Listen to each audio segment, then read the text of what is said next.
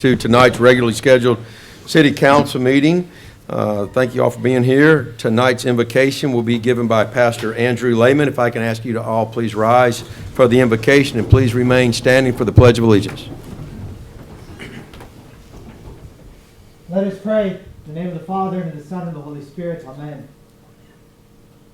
Merciful Father, from you comes all rule and authority. Graciously regard your servants, those who make, administer, and judge laws. We ask your blessing especially upon this meeting of our city council. Enlighten and defend all those who are here.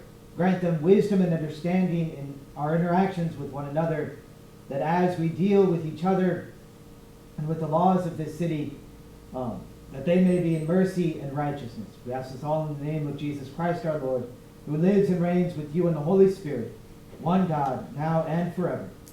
Amen. Amen. Pledge allegiance to the flag of the United States of America, and to the republic for which it stands, one nation, under God, indivisible, with liberty and justice for all. Thank you, Pastor Lehman. Okay, council, first order of business tonight will be to approve the minutes of the regular city council meeting, the work session, and agenda meetings which are held on November the 13th. Do you have any changes, additions, or deletions to those minutes? Okay, hearing none, I'll entertain a motion to approve those minutes as submitted. So moved. Second. We have a motion and a second. Any further discussion? Okay, hearing none, all those in favor of approving the minutes as submitted, please say aye. Aye. Opposed, say nay. Okay, those minutes are approved. Thank you, Council. Mayor Wilson, your report, please. Thank you, Council President. I am going to go over these slides, just do an overview. This is in response to Mr. Hayes coming out and addressing his concerns about safety within our workforce. And thanks to him, we have really taken safety on the job very seriously. We started our conversation because I've been friends with Ron for a very long time in 2016, and we've made great strides. But again, I'm just going to do an overview, and I'll email this to council, the personnel board, anybody else that wants it, because it goes into a little bit more detail.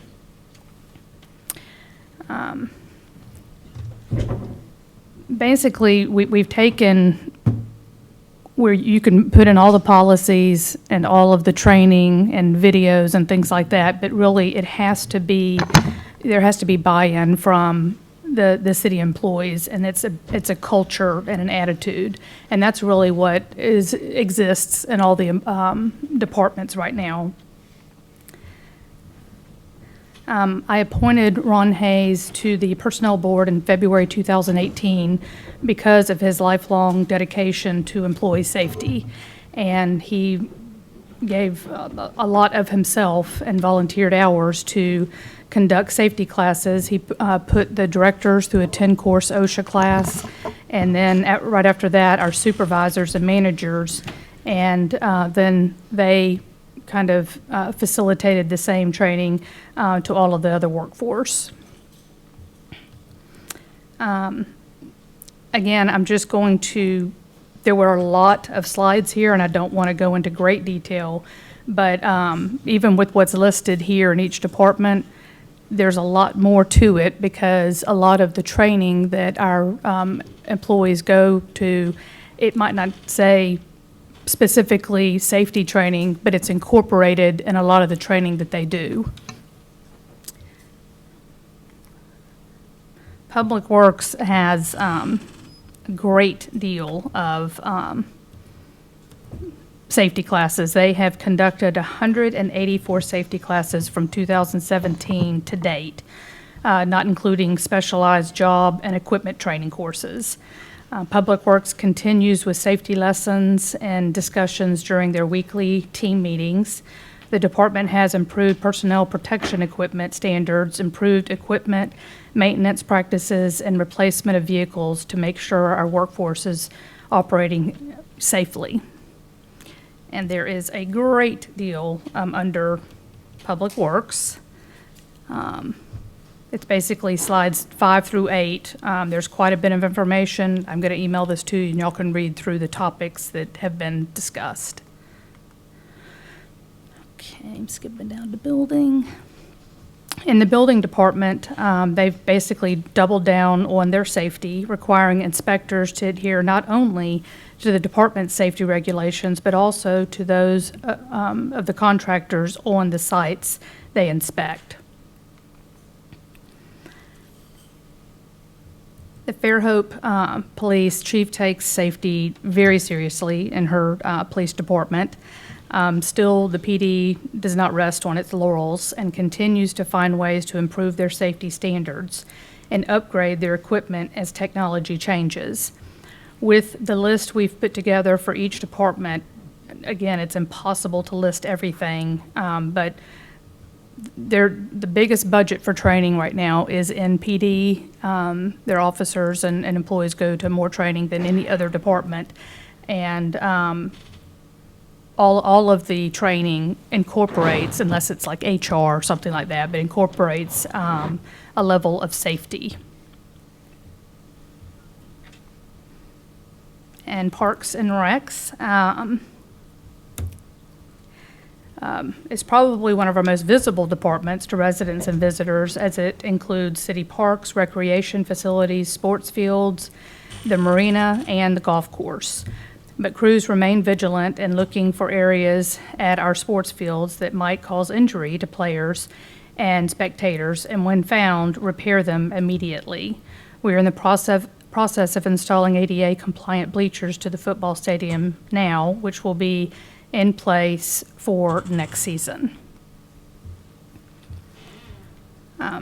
Citizens using our fitness center are shown how to use equipment, and children not certified nor accompanied by an adult are kindly asked to leave for their own safety. Our lifeguards are all trained in CPR, AED, and first aid. Personal protection equipment is used when the situation calls for it. The marina, by virtue of its business, is guided by federal government safety guidelines. The appropriate safety signs are posted at the fuel tank, and strict protocols are followed. Health and safety, stormwater, and spill prevention protocols are in place. The last few years has been dedicated to creating a clean marina, and there's more details about this on the city website. And again, at the golf course, CPR, AED, and first aid are all available. The kitchen staff follows federal regulated and is inspected regularly by the health department. The maintenance crew are trained for equipment they use, wear personal protection equipment as needed, and specifically know what to do to avoid and or care for heat exhaustion. And utilities, there's a whole list of things. Again, this is just a short overview, but gas, electric, water, and wastewater all work closely together and frequently, sharing safety courses and seminars. All departments have upgraded their personal protection equipment and improved their equipment training programs. The gas department attended a damage prevention summit, and members are educating citizens who work or live around gas lines. All new as of this term. If some of you went to the State of the City in January, and we put on display the difference of what we had in place for uniforms and safety equipment before this term and as of this term, and it's night and day. It really is great and keeps them safe. Among other safety steps taken, the electric department wrote all-encompassing electric service standards, which are approved by the council, that guide our employees and outside contractors so they know what the city expects them to do. And again, sending these slides to everybody, because I'm not going to go through every single thing here. The electric department is among the top 10 most dangerous professions. Each month, there's a time set aside to enhance and train safety protocol. In electric, the motto is everyone goes home at the end of the day as a result of the culture. Water and wastewater department has updated their personal protection equipment, and wearing the gear is absolutely mandatory. This department also replaced unsafe and broken equipment with the new, thus keeping our crews safer. I don't want to take up too much time, but this is kind of a recap of all of the departments. We have updated some of the safety protocol in as a safety policy, and we're in the process of updating the employee handbook, which you are going to all look at, but we're trying to work through. There's a lot to the updates, and we're trying to work with you all to determine whether or not it's by resolution or ordinance, because if it's by ordinance, every single bit of that document, it's a huge manual, has to be advertised, and it would be very expensive. So we're trying to, so you can make edits inexpensively doing it by resolution. Okay. A full-time safety administrator position was included in the 2020 budget. The position was approved on November 13th, has been posted, and we're starting interviews. The internal safety heads will become a formal safety committee after this hire, and they'll work with the full-time person that we hire to make each department better. Similar to the program we had city employees do online with IT, we all watched videos and then took a test from each video, and you had to pass it in order to get to the next one. We're doing that for department-specific safety, and we've identified, thanks to Lynn, an international acclaimed program that will be starting very soon. This is workman's comp. Our travelers rep came out to speak at our supervisor meeting, and this term we have reduced the number of claims by half. The biggest expense is medical. There were 2 accidents in the last year that have resulted in very high expenses. One was a freak accident. No matter how safe the environment is, accidents do happen. And the other was an injury at work that had nothing to do with the person's job nor an unsafe environment. However, the way workman's comp, the way it works is we have to pay it anyway. The number of incidents have greatly been reduced, and the repeat offenders have resulted in disciplinary action. All of this has added to the overall decrease in liability for the city.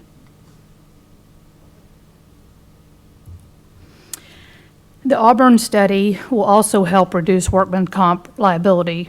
With accurate list of physical duties in each job description, the city can now facilitate physical screenings specific to these duties.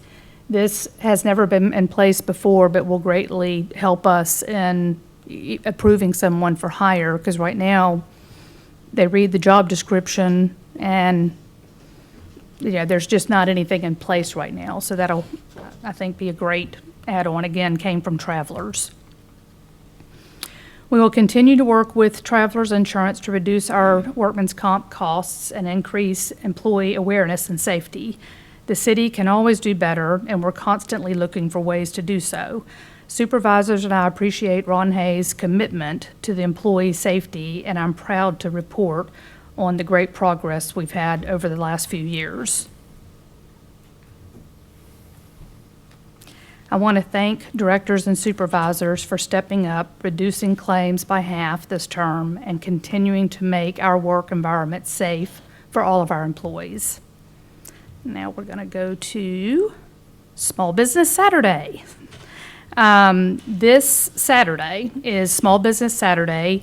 Fairhope is a town made up of wonderful entrepreneurs, for which most would not exist without loyal patrons and being in a city like Fairhope.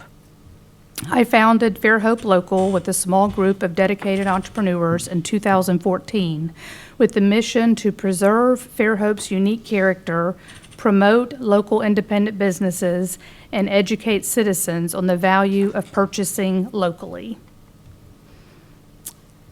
And as part of that, it's really year-round, celebrating independent businesses and the personalities that make these businesses up. All of this builds community. It's supporting your local artist, to going to your favorite independent restaurants in town, and to supporting the organic farmer. Bringing awareness to the fact that local independent businesses contribute more to our local economy. Each dollar you spend has almost 4 times more local economic return than shopping at a chain.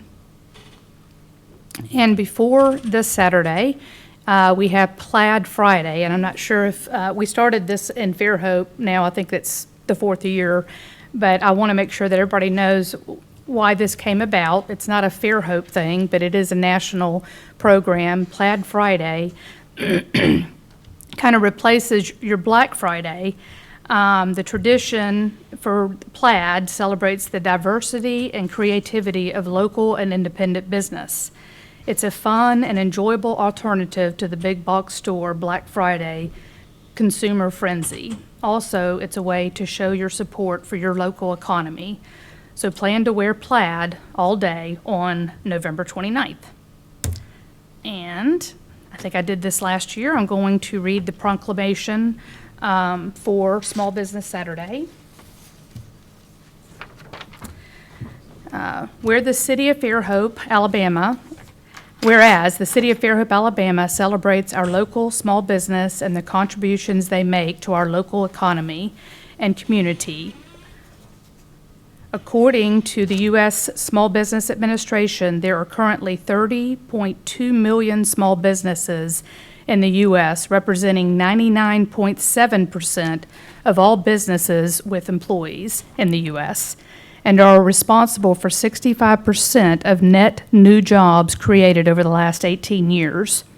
Whereas 90% of consumers in the U.S. say Small Business Saturday has had a positive impact on their community, and 89% of consumers who are aware of Small Business Saturday said the day encourages them to shop small all year long. And whereas advocacy groups, as well as public and private organizations across the country, have endorsed Saturday after Thanksgiving as Small Business Saturday.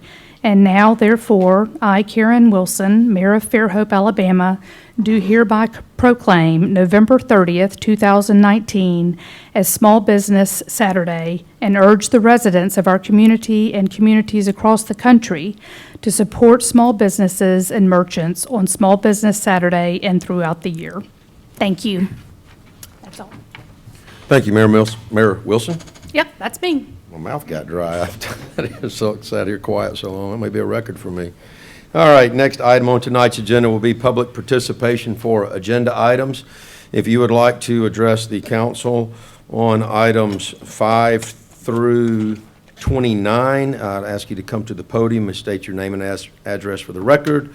If you have other business to bring forth before the council that's not on tonight's agenda, I'll ask you to wait until the conclusion of tonight's meeting and speak at the second public participation opportunity, which is item number 30 on tonight's meeting. So I'll open the floor for public participation pertaining to agenda items. You'll be given 3 minutes to speak. Tony Pritchett, 9 Viale, Trentino.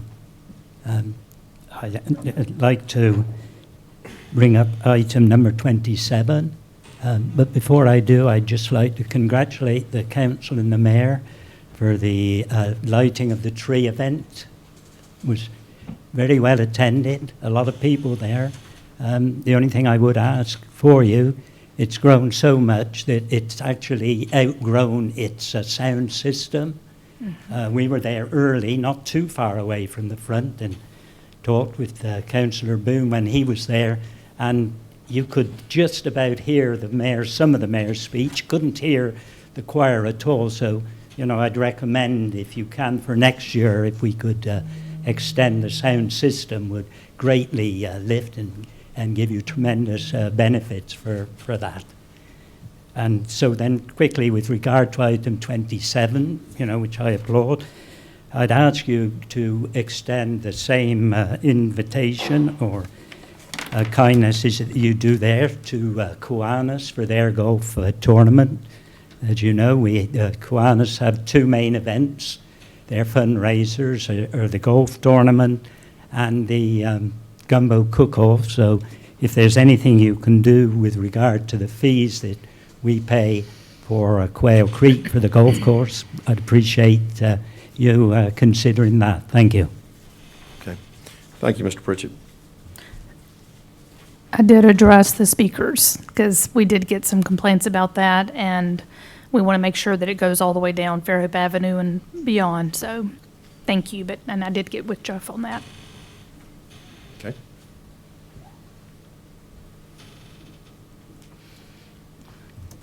Good evening, council members. I'm going to speak tonight on item number 6 on the agenda. My name is Mark Reshetko. I'm a property owner at 9727 Derby Lane. This is a residential lot, approximately 3 acres adjacent to the west of the proposed PUD. Thank you for publishing the minutes of the Planning Commission meetings. However, I'm still concerned about the process that brought us here tonight. I've sent several communications to the city about oversights and notifications and procedures on several occasions.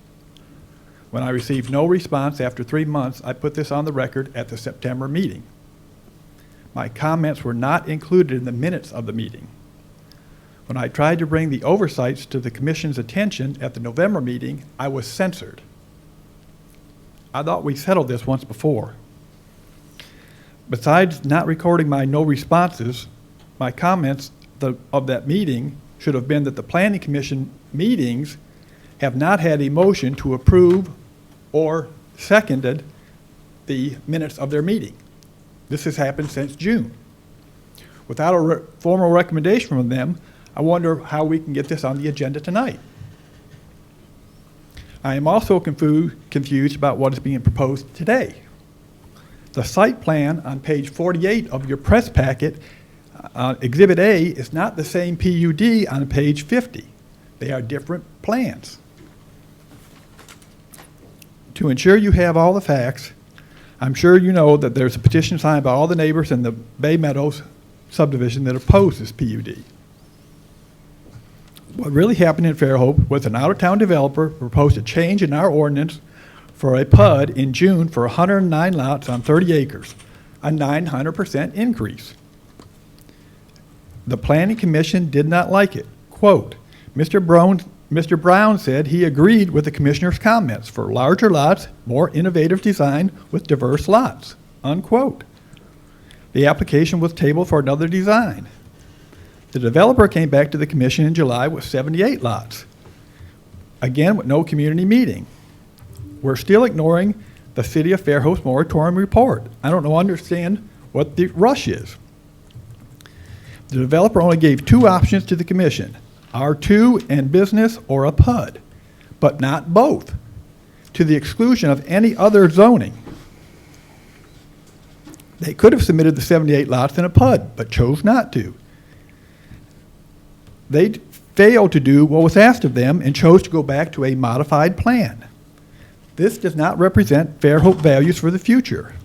It's like buying a car. We should negotiate up from the current zoning of 13, not down from the developer's manufacturer's suggested retail price of 109. I want a neighborhood that we as Fairhope can be proud of. This PUD is not innovative. We live in a creative environment here with artists, and this is not anything artist. This is not what we want Fairhope to look like. Your vote tonight will send that we do not want to change our current zoning to a less desirable cookie cutter shotgun development. Do not press this PUD in its present form. And I'd like to put this in writing, and thank you for your considerations. And if you've got any comments to hear, I appreciate your time. Thank you so much. Thank you. Thank you. Thank you.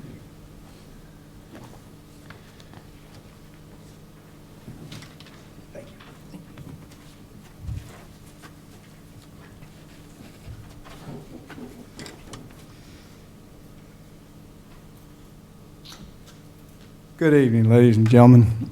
Good evening. David Wetzel at 10242 Windmill Road in Fairhope. I first want to thank you all for being here.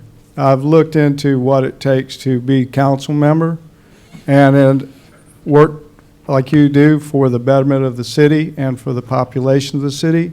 To go out and do politics has got to be a nightmare. Okay, the whole thing just strikes me as a terrible burden. And I'm not up there running for council member, so I want to tell you that I came up here angry one time, and the first time just because I was upset about stuff, but I gave it some good thought. And I'm glad that you are listening, and I appreciate the work you do. So I want you to know that. Now, I live on an acre. We've got pine trees. We have a covey of quail. We're bringing back a salt marsh savanna to a longleaf pine. I've got 30 longleaf pine trees on this acre of land. It is a little kingdom. You take 35 acres of land, divide it up into 1 and 2 acre parcels. You're not going to lose anything. You're not going to lose anything. Now, this is a final idea you're trying to pass here. If you divide it up into 3 or 4 houses per acre and a whole bunch of pavement and a whole bunch of little cul-de-sacs and stuff, or however you want to do it, it is final. You're not going back to doing anything with this land until you tear that stuff down, dig that pavement up, and make soil again. It's final. Divide it up like it's intended. Just the people were not, the generation that came before, people that made these ordinances. I grew up baling hay. I grew up cutting silage, working at tops of dairy farms. I grew up on potatoes. I grew up like, you learn something when you're 120 pounds pushing a whole dolly full of potatoes up in a semi-truck just to prove you can do it. The kids don't have this opportunity that's not there. Okay, there's people who want to plant gardens. There are people who got a place who want to put their boat. Maybe they want a little barn, they want a little shop. They want a little room around them. An acre's not much room, folks. Not for a couple parents, couple children, some grandkids, a gathering of people for 4th of July or something. No. You're not going to hurt these people by making them divide it up into acre and 2 acre lots. You're not going to hurt them by saying, don't cut the trees down until we've had a good look at them. You know, those trees can't move.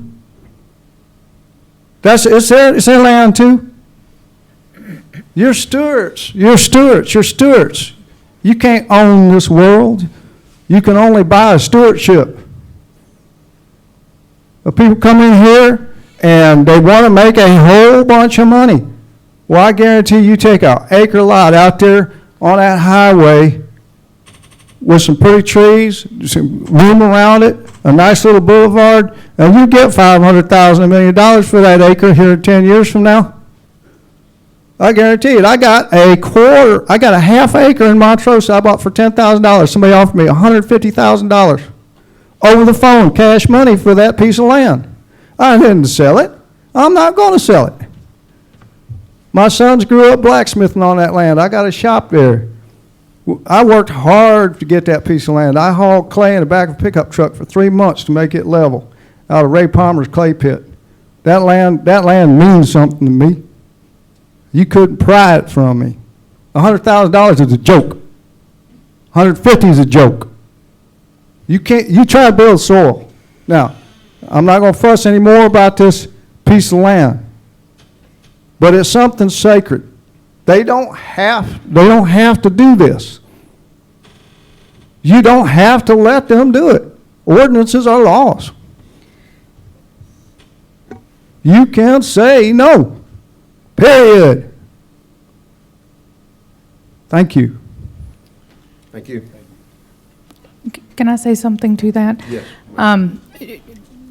There's one development here that is outside the city limits, and if Joe is listening, if you can put the map up on the screen for people to see. But basically, yes, council can say no, but they can build it anyway. It's outside the city limits, and if they build it anyway, then what we would lose is future planning. Oh, I think the map is, anyway, he'll go through it. For having future restrictions. I think he was speaking to 6 and number 5 is on. Did he say which one? He was speaking on 6. Okay, okay, sorry. Right, okay. So this one's not outside the city, I mean, this one's inside? Okay. Yeah, and but what I'll say to that, there is a portion of it, there's another one on here that's outside the city limits, but also the city of Fairhope has the strictest guidelines available in the area for developers to do PUDs and subdivisions. And we are going through a comprehensive land use plan that is restore funded starting next year. The goal will be to really communicate with citizens that are in the unzoned, unincorporated areas, because we want them to communicate with each other and have a vision for each area in Fairhope and buy-in, and hopefully we can communicate the value of coming inside the city limits. That really is the future threat right now. I know you weren't speaking to that specifically, but 2/3 of the area of Fairhope that makes up Fairhope is unzoned and outside the city limits. It's not something that you'll see hardly anywhere, but this has not been addressed over the years, but we are finally addressing it now, and to do that, we have to incentivize the value of coming in. And there's just a lot of things that a lot of people get for free, and those are things we're trying to do now. It doesn't happen overnight. I share your concern, believe me. But I did want to give you that update, that we are working on that part.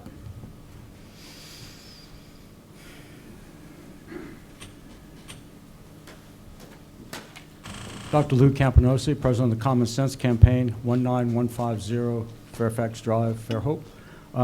Thank you for allowing me to speak. Your speaker number 2, I think, hit a few things that I didn't say the last time I spoke at your last meeting. Speaker number 3 also said some things which are interesting, and you addressed some of that. My address last time was to talk about the impact on the schools of what is essentially going to be unsustainable development. I use the example of Rockwell Elementary having a new wing after it had 14 portables. Then, right now, what Cecil Christaberry and I were talking about, they now have 4 portables. Okay, so you're catching, you can't catch this rabbit because of the rapid growth within the student population.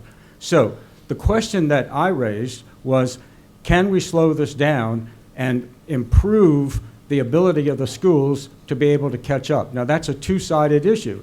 The question about the Planning Commission working with the schools, an open one right now. We've got a meeting with some of the commissioners next week to kind of close this with the Planning Commission. That seems to me that's reasonable. The question about individuals living in certain areas, my understanding is it'll take 10% of the vote for them to request a different approach to the zoning. I think that's correct, okay? However we do this, though, the second speaker said something about the moratorium. Now, if we do have a moratorium, doesn't it make sense to allow the process to work itself out a little bit better, especially with number 2 speaker was raising questions about the Planning Commission saying one thing, not really moving in the direction that is in accordance with a process which seems to be, in his view, and I can't speak to it, but it sounds like something you should really kind of think about. So I just think that the schools deserve something. They're now into the 3rd full year of a construction process which is paying off. Rockwell is the tip of the iceberg, though, and you're going to see it in Daphne with the huge PUD that's out there on 13 and 64. These folks that want to come in and do what you're going to do with this PUD are in the same, it's going to have the same effect. We cannot continue to do this, particularly since, questions about how to fund this are always going to be around when you've got competing funding requests and requirements. And I think that, I just think that slowing this down would have made a lot more sense I'm not quite sure, and I'm not any expert about all this, but I'm hoping that we can get some answers. I did talk to Senator Chris Elliott. I think he has some answers that would be interesting for you all to do, but that means that you can't go forward tonight. Why can't you just put this on hold again like you did last meeting? Yeah, again, that's my sense of this. If we can't slow this down, the question about having Fairhope be Fairhope, you're going to lose it. I mean, I think that it's an interesting problem because everyone seems to be chasing the development dollar. But the development dollar is not going to be the answer to the questions about how to maintain Fairhope as Fairhope. Thank you. Thank you. And I do want to make one clarification, if I might, Mr. Campanosi, is that last week,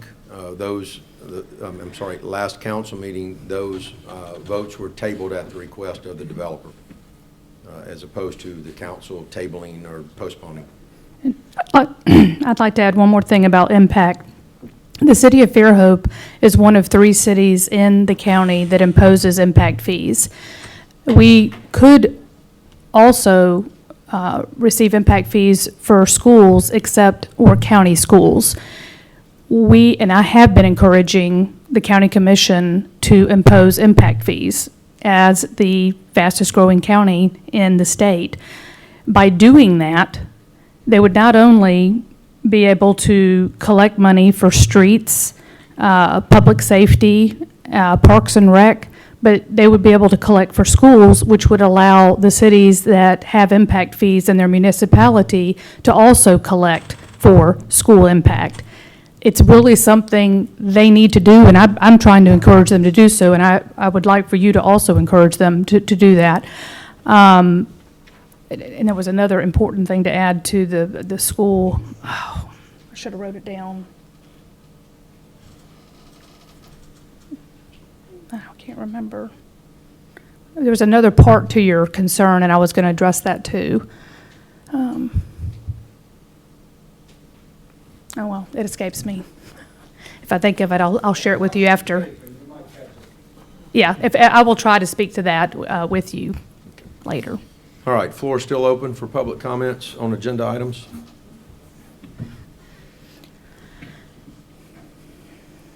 Hi, I'm Martha Moncton, 9571 Bay Meadows.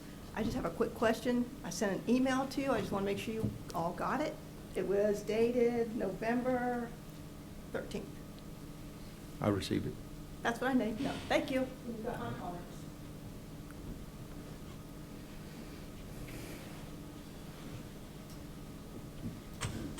Good evening. My name is Mario Gabriel. I live at 465 Fortune Drive in the Firethorn subdivision, Fairhope. My purpose is to again comment on item 6. However, before I do, we just have a couple of short comments. Echoing Mr. Wetzel's comment or statement. I was here at the last meeting. I was a little irate at what I had read, and then I realized since that I didn't quite understand all of it. So I think that a lot of people in the community share that same feeling. They see a lot, they just don't understand all of it. Some of it may influence us in a negative, rejecting way, and some of it may have a positive effect. In any case, I wanted to thank all of you because it's true. It can be. I don't know. Never been on a city council, but I can only imagine that it's not the easiest job. Only God knows how the president feels right now. So I wanted to thank you and let you know that your job, your work is appreciated. I also want to commend your safety initiatives, Ms. Mayor. It's not easy. Mr. Hayes here? Ron Hayes? He's not here. I'm a 32-year safety professional. Oh. With OSHA, DOD, Army, accident investigator, and all that. It's not easy to find an entity, and in this case, it will be the city of Fairhope, that encompasses safety as part of their daily mission and the daily task. If you protect the employee, if you protect the citizens, you're actually saving resources, financial, human, and material. And I think it's commendable that you have taken such a wide approach to the safety program. Reference item number 6, the Live Oaks development. When I speak about the issue, I don't ask for the progress, the growth to stop, the building to stop. It's impossible to do that, especially with a city like Fairhope in a county like Baldwin County, which happens to be one of the preferred places. That's what brought me here. I retired from working with the feds in 2016. My daughter told me, you need to come and look at this place. Here I am. So love it. I just love the place. I just don't like what I have seen since I got here. And somebody has already stated to me, a neighbor who said, well, you moved here. Yes, but I'm not saying don't build and let other people move here. I'm just saying allow the infrastructure to keep up with the growth, with the development.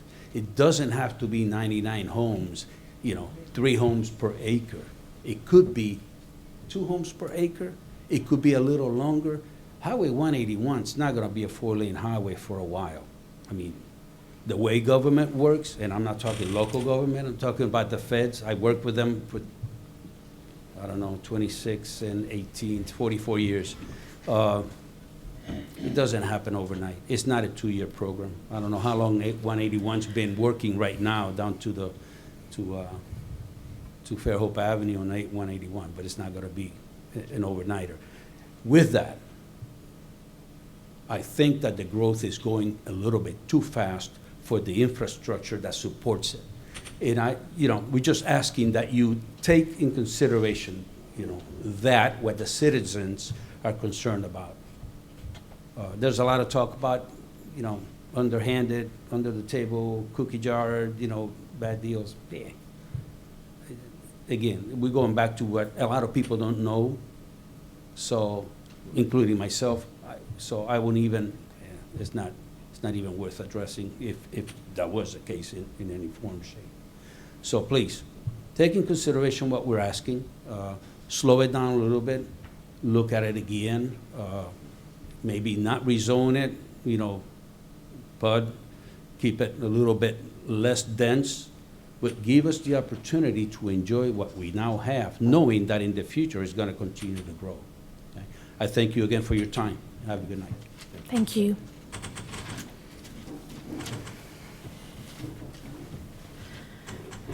I do remember what I was going to say about the department heads had for the director roundtable before the work session, just a discussion, a conversation about development that I really encourage everybody to watch. I think it will answer a lot of the frequently asked questions and the understanding of how and why there's some things that we can control, there's some things that we can't. It's not an excuse, but it is good information to hear about, and I will get that posted. But it happened today. Thank you. I'm going to be introducing my 2 kids, Gunnar and Fallon. We live on 9711 Bay Meadows Avenue, and they're here to talk about 6. Thank you all for our neighbors that have come up here and spoke, but I felt that hearing from 2 children that live there, might help impact, because it's really affecting them right now on what could possibly be built down on the end of our road. Hello, my name is Gunnar Moore.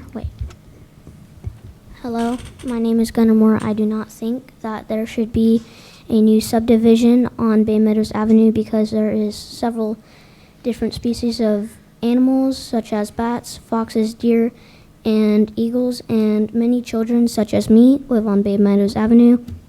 So with a new subdivision, the children cannot play outside as much, so it takes away people's freedom. And putting in a new subdivision can cause serious damage to the ecosystem. By putting in a subdivision can kill many animals and plants, and deer depend on plants, so the deer die out, and when whatever depends on the deer dies out, and then the food chain is unbalanced. So that can cause animals to become endangered and possibly become extinct. And we moved to Fairhope for peace and quiet, and all of the sudden people are trying to put in new subdivisions. This is why I do not agree with the new subdivision. Thank you for letting me speak.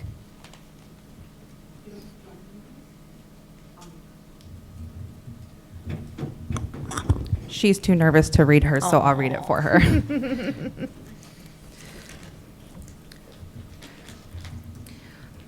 Hello, my name is Fallon Moore. I live on Bay Meadows Avenue. I disagree with you guys building homes on this street.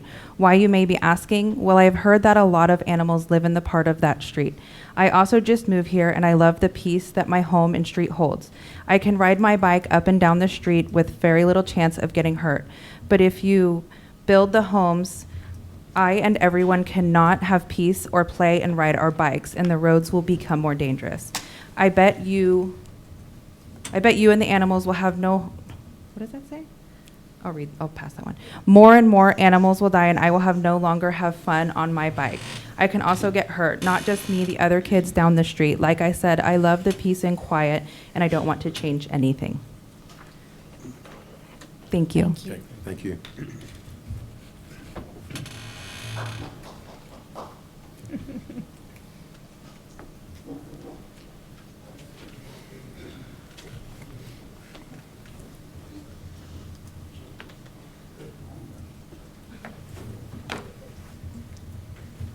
Francis Rip, 22985 High Ridge Road, with the Rip Report and Backstory podcast. I sure hope you're listening to these people. You know, you keep hearing this about schools and schools, moratorium, do something, put on the brakes. You can drive around here and see it's totally out of control. How you expect to stay up with the infrastructure, I have no idea. One thing I'm talking about, number 7, and this has come up before any of you sat up there, except maybe the city clerk, and that is about transparency. In number 5, you look at final adoption. It's got the individuals' names and what they're doing. 6, the individuals' names and what they're doing. 7, Gay for Village Partners. Who's that? Now we know it's a Judge Snedeker and his partner. The judge that you appointed as a judge, you are now tonight going to vote on approving his project. That's what this is about. That's not transparency. When you list a partners or LLCs, you don't know who it is you're dealing with or anything else. That's not fair to the community, and that's not transparency. You're held to a public doctrine by being elected or appointed. And the optics of this is very bad, and it's going to come back and bite you. All of you swore an oath when you were elected to sit up there. You're not abiding by that oath when you do this. Also, judges are held to certain canons of ethical standard too. 7 of them. I won't read all 7. Number 2, a judge should avoid impropriety and the appearance of impropriety in all of his activities. A judge should regulate his extrajudicial activities to minimize the risk of conflict of his judicial duties. A judge or a judicial candidate shall refrain from political activity, this is political activity, trust me, inappropriate to judicial office. What about conflict of interest? An apparent conflict of interest is a situation that causes an observer or a third party to question whether a city council can be objective or impartial because of a competing interest where they may have dual influences. I suggest to you gentlemen that you have multiple conflicts of interest with Mr. Snedeker. Also, from the infamous Alabama Ethics Commission, the mission of the commission is to ensure that the public officials are independent and impartial, that decisions and policies are made in appropriate government channels, that public office is not used for private gain, and most importantly, that there is public confidence in the integrity of the government. When you do stuff like this, you don't see that. You don't see that. You mentioned Mr. Burrell, the Publix. Publix had a lift station, sewer upgrades, fire station, a tree survey that was hidden, graded away city and county right-of-ways, and Parker Road has never been mediated. Where right now we have AlDOT and the county trying to figure out what they're going to do on a 500-foot road that used to have 50 people on it, that's going to have 800 on it. Think about that. 800 people are going to be trying to get off of Parker Road. Right now, the congestion is to the point to where they're trying to figure out what to do, and not one apartment's been open yet. And you have another project that's wants to be approved on the same road. You talk about density? I sure hope you're not calling that a village. And a village, you're going to call this project a village?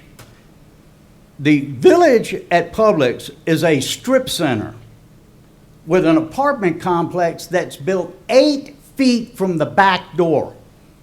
Part of the apartments are going to be looking at the rear end of the Publix. That's what you call a village? How is this going to be a village? You got an apartment complex, houses, and commercial. It looks like an 11-year-old just took out a damn square and just said, okay, we'll put them there and this there and everything. How's that going to come out? You're going to be entering, they say they're not going to enter on 181, right? Okay, well, they changed everything at Publix over and over again to where we're sitting there at the mess that we are now. And trust me, in 6 months from now, you guys are going to know what I'm talking about. Because Publix and Parker Road is not going to do anything but get worse. You're going to have the same thing over there. You're across from Walmart, so you're going to put another 800 people in there. You better put the brakes on. This thing optically is wrong. If Mr. Snedeker, as sitting judge, wanted to build something in Foley, no problem. Daphne, he just did, no problem. But where he is sitting as a judge, and you appointed him, and now you're going to approve the same project, the project of his, you're going to approve a project of his. There's not going to be any contribution to Fairhope. This thing's about money. Money. How much money can we get out of a piece of land? Just like the individuals were talking a minute ago. Land is just being ruined. In 4 or 5 years, at what is already on the table, people that lived here for a while aren't going to recognize this place at all. Between 104 and Parker Road, 4 or 5 times during the day, that's 2 lanes solid, all the way from the light at 104 all the way to Parker Road. 181 is not going to be 4-lane in a while, just like the gentleman said. You're going to have the same thing there, same problem. And I hope that the sunset clause that planning was talking about will come about too. Because a lot of times we come to these meetings and somebody says, oh, well, I said, well, when was this PUD first approved? Oh, it was in 06, 09, 012. And so all of a sudden they pop back up again and they already approved. They're just waiting for the right time to cash in. Now's the right time to cash in. And they're cashing in at our expense, and you're helping them do it. It's not right to vote on this thing when you voted to put the judge in.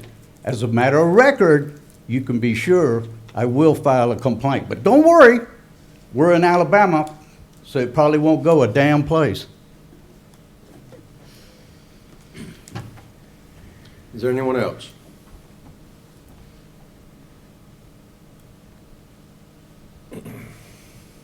Okay, I will close public participation on agenda items, and we will move to council comments. Councilman Conyers. I just want to say to everyone who was involved with the Lighting of the Trees event, fantastic job. It was a great turnout and a beautiful evening, so everyone enjoy the lights while they're up. That's it. Councilman Brown. No comment. Councilman Boone. Actually, I'd like to reiterate what Tony said. If we could pump that volume up a little bit next year, that'd be great. We couldn't hear a word down there. And, of course, we might have been talking a little bit too loud, so might have something to do with it. Also, I'd like to wish everybody a happy Thanksgiving and safe travels on the road. Thank you. So I want to also say congratulations to city staff and all that were involved with the lighting of the trees. It was a wonderful event. Mayor, thank you for recognizing the veterans. Thought that was a nice touch. I couldn't hear much with the sound system, but I'm sure it was great. Everybody up front was clapping, so we'll work on that for the future. But hey, that's a good problem to have, you know, when you've got a crowd that's so deep down Fairhope Avenue. The wind came out of the east, which blew all the snow down the street. I think I ate 4 or 5 big soap bubbles that night, but that was okay too. Also, a special thanks to all the city employees that changed out all the city flowers on short order and got the city looking beautiful after the deep freeze the week before that. So thank you all for that.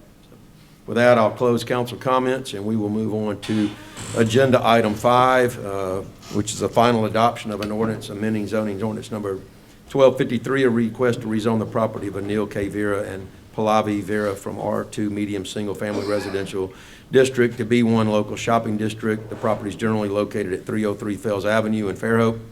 This was introduced at the November 13th City Council meeting. Thank you, Council President. Council. As you said, it's a zoning change request from R2 to B1. Up on your screen on the left-hand side is the aerial view with the zoning map. On the right side is just an aerial view showing current structure on the site. As you said, it's a rezoning from R2 to B1. The property currently contains one home that is to be converted to a real estate office if the zoning request is approved. The property is located in the central business district on the south end. That was important to point out that is north of it is a solid corridor of B1, the local shopping district. To the east side of the project, to the property is Bayshore Academy, and to the west side is First Church of Christ Scientist. Those are both also currently zoned R2, but being used for other uses and is appropriate for the central business district. Can I stop you right there, Yes, Mike? sir. What would those uses fall under, the current properties to the east and west? And it might be, I guess it might be multiple. Are any of those under Chances- B1? Are those uses allowed under B1? I believe one of the schools would be the church. The church would fall under the B1 zoning, and then the Bayshore Ballet Academy. That use would probably fall under. And give me just 1 second to find the exact use that it would. And that would be a dance class, so I would imagine that would fall under probably service possibly, which depending, that might be a Board of Adjustments case to fall to. Yeah, and it could be an education facility, as, you know, just Yes, instructional, I don't know instructional about- I'm dance not- as in another, you know, as any other So subject. they are teaching, so I'm not in depth on the exact use. I know that's the sign that's out front of the door, and that's listed for them. Okay. As a result, the B1 local shopping district is has the least lesser use possibilities than the B2 zoning that is on the east side of that block.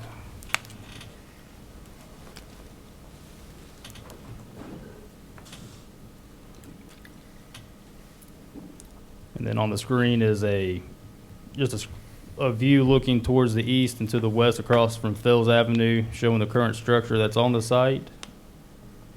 Staff's recommendation is approval from R2 to B1. The Planning Commission at its August 5th regular meeting recommended approval as well from R2 to B1 with the following vote. All in favor, Lee Turner, the chairman, abstained. And I'd be happy to answer any questions that you guys may have. Okay. Council, do you have any questions for staff? Okay. Thank you, Mike. Okay, council, I'll ask for a motion for final adoption. So moved. Second. We have a motion and a second for final adoption. Any further discussion? Okay, hearing none, clerk, if you'll call the question. Council President? Aye. Place 3? Aye. Place 4? Aye. Place 5? Aye. Okay, motion carries. Thank you, council. Item 6 is final adoption of an ordinance amending zoning ordinance number 1253 of the request to rezone the property of the Fairhope Single Tax Corporation and Pauline Moyd from RA district to a PUD. The property is generally located at the southwest corner of the intersection of Bay Meadows Avenue and State Highway 181, to be known as the Live Oaks Estates PUD. This is a parcel containing 37.961 acres more or less, and this was introduced at the October 28th, 2019 City Council meeting and was tabled at the request of the applicant at the November the 13th City Council meeting. Council President, thank you. I have here just the definition of planned unit development for the council to look at. And as I just mentioned, so if I can hear me, that was just a definition of planned unit development from the zoning ordinance. And we've gone over this at a previous meeting, so I will touch on some of these, and please stop me if you have any questions on any of the slides, or we can always go back to any of them throughout it. And the applicant's requesting a rezoning of approximately 38 acres from RA residential agriculture to a planned unit development. As you said, it's on the corner, southwest corner of Bay Meadows and State Highway 181. They're proposing 99 single-family dwelling units on approximately 33.6 acres, and the remainder, approximately 4.3 acres, is reserved for a future commercial parcel that would require a standalone site plan. And the requested density for the residential portion is 2.94 units per acre. On the screen is the traditional zoning map and aerial on the right-hand side. This is a color rendering of what the proposed plat would look like. The lots in the very light brown are the 75-foot wide lots, and then the darker brown lots in the residential portion are 52-foot wide lots. And then you see the commercial parcel is on the northeast corner of the property. Some of the criteria that is reviewed on is compliance with standards, goals, and intent of the ordinance. The purpose of this district is intended to encourage innovative development that meets the comprehensive plan goals and is tailored to the unique constraints and conditions of a particular site. The district allows flexibility in uses, designs, and building layouts as opposed to other zoning districts to better serve community needs. The proposed residential lot dimensions, as I mentioned, are 52-foot and 75-foot wide lots. The two different residential lots you would not be able to obtain with a simple straight rezoning to a zoning class such as R1 or R2 that is already in our zoning ordinance. And point out that the commercial parcel will be subject to a standalone site plan at the time that it's developed. Adequacy of public infrastructure to support the proposed development. Fairhope Utilities water and power are readily available, with Fairhope Utilities sewer and gas can be made available during the subdivision process. Impacts on natural resources.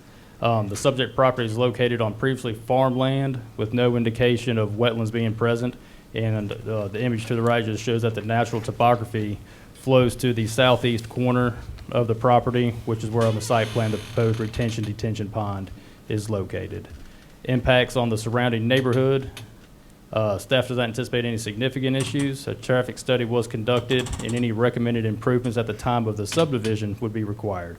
Currently, the traffic study recommends the intersection of Highway 181 and Bay Meadows be widened to accommodate a northbound turn lane, and this lane will allow future signal to operate with a permitted and protected left turn phase for the northbound and southbound approaches. This was just an image from AlDOT showing the proposed right-of-way that will be extended on the east side of 181, not affecting the developed subject property that we're talking about now. It's just an image of the approved PUDs that are in the general vicinity. This is the Twin Beach Estates to the south, and the approved Firethorn subdivision that is to the east. The proposed buffer utilizes buffers that are above the minimum to retain some of the natural vegetation and remove less trees. The large pond is determined to be an amenity, not just a storm basin. The area around the pond can be used for active and passive recreation. The developer is proposing a pond that would meet the requirements of the subdivision regulations to allow part of that to be counted as green space, adding to the 22.8% green space that is currently provided.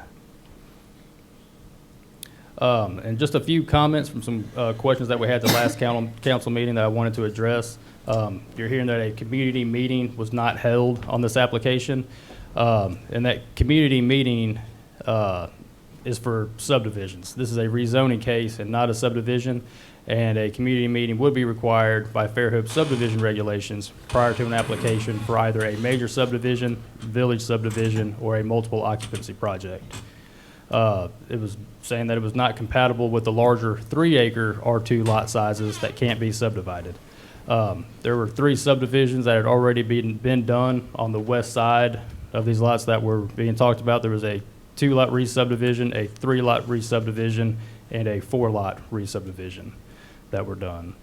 So the criteria used for determining detrimental effects, a traffic study was completed, an environmental study was completed, there's proposed stormwater facilities, and there's connectivity to an existing neighborhood providing vehicular and wastewater access. Another question was, how does 181 expansion affect the Firethorn entrance? Well, one, the city of Fairhope does not have any authority over that.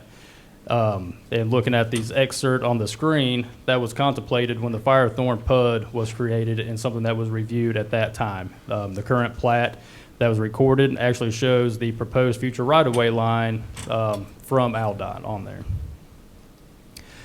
Next question is, why such a high density? And you can look at the numbers, and the request is 2.94, which is lower than R2. That borders the subject property to the north and west. The current zoning is RA, which would be about 0.3. R1 zoning is 2.9. R2 is 4.15, and R3 is 5.58. Behind these numbers, what you'll see is that's what's allowed to divide your lot 100% by the required minimum square footage. So, for example, an R2 size lot at a allowable 4.15, that's if you didn't have any green space, any right-of-way, or any roads. So it is, by our subdivision regulations, requiring a percentage of green space based on density. That number could never be 4.15. It would be significantly lower than that. And each development is going to differ depending on the amount of green space, the amount of area that they have for those things. And this was just, I put this on the screen. This is out of our zoning ordinance, out of Article 2, Section C.1.D3. And this is, the city council shall consider the application and take one of the following actions. I'm not going to list those for you. I'm sure you're aware of those. Wanted to have this up on the screen for everybody to see. Staff's recommendation to the Planning Commission, which was verbalized at that meeting, was the accessory dwelling setbacks shall be as that chart shows. Development on any commercial parcel shall go through a standalone site plan review.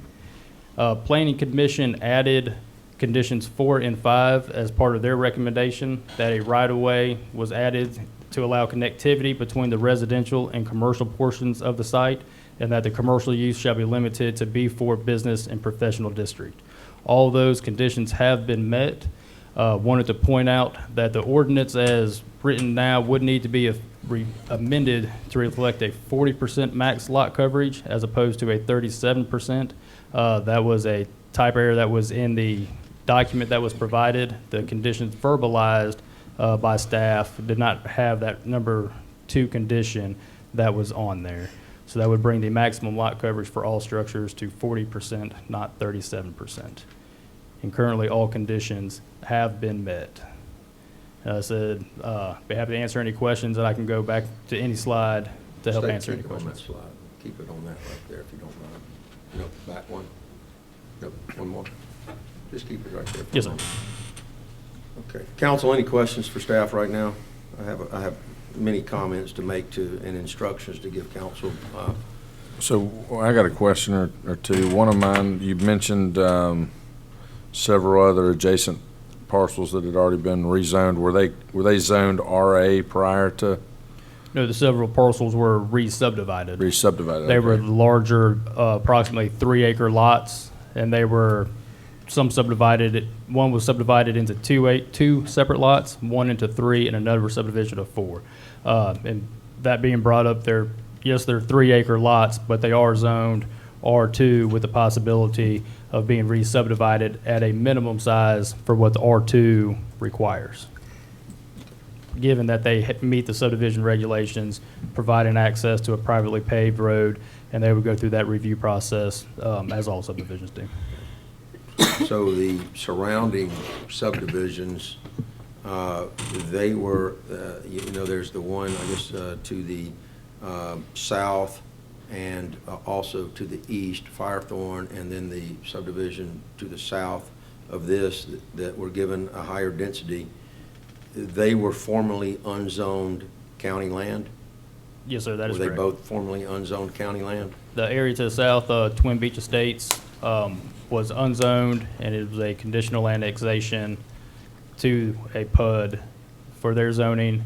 And then to the east, Firethorn as well was unzoned and did the same thing, with their density, Firethorn being 1.8 units per acre, and the Twin Beach Estates to the south, 3.18.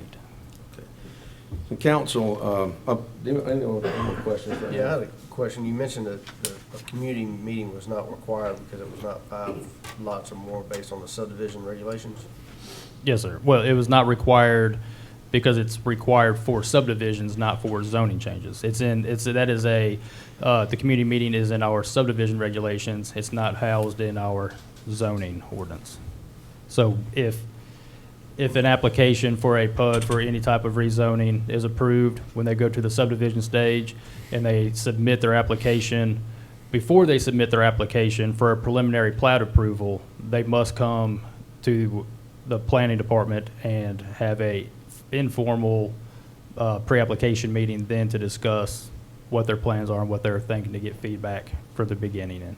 And they have a community meeting that is also required where the developer has a community meeting with the adjacent property owners to then possibly discuss some of the iron out some small details before they actually submit their application or have any drawings done.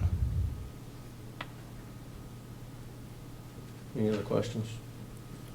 So council, I'd like to make a few comments. I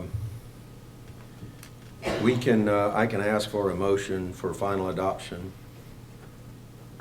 but you don't sit where I sit without having some kind of feel of where things are going to go. So in fairness to everyone, I want to ask you council, if you want to, for instance, if this is voted down, the developer cannot come back for another consideration for quite some time. So in fairness to the landowner who would like to sell their property and the developer that would like to develop this property, I would like to ask you if there's any set of circumstances at which you, if you are contemplating voting against this tonight, if there was any set of circumstances that you would consider. And I think that the developer who tabled this at the last meeting would have, maybe the right to know what it is that you would approve.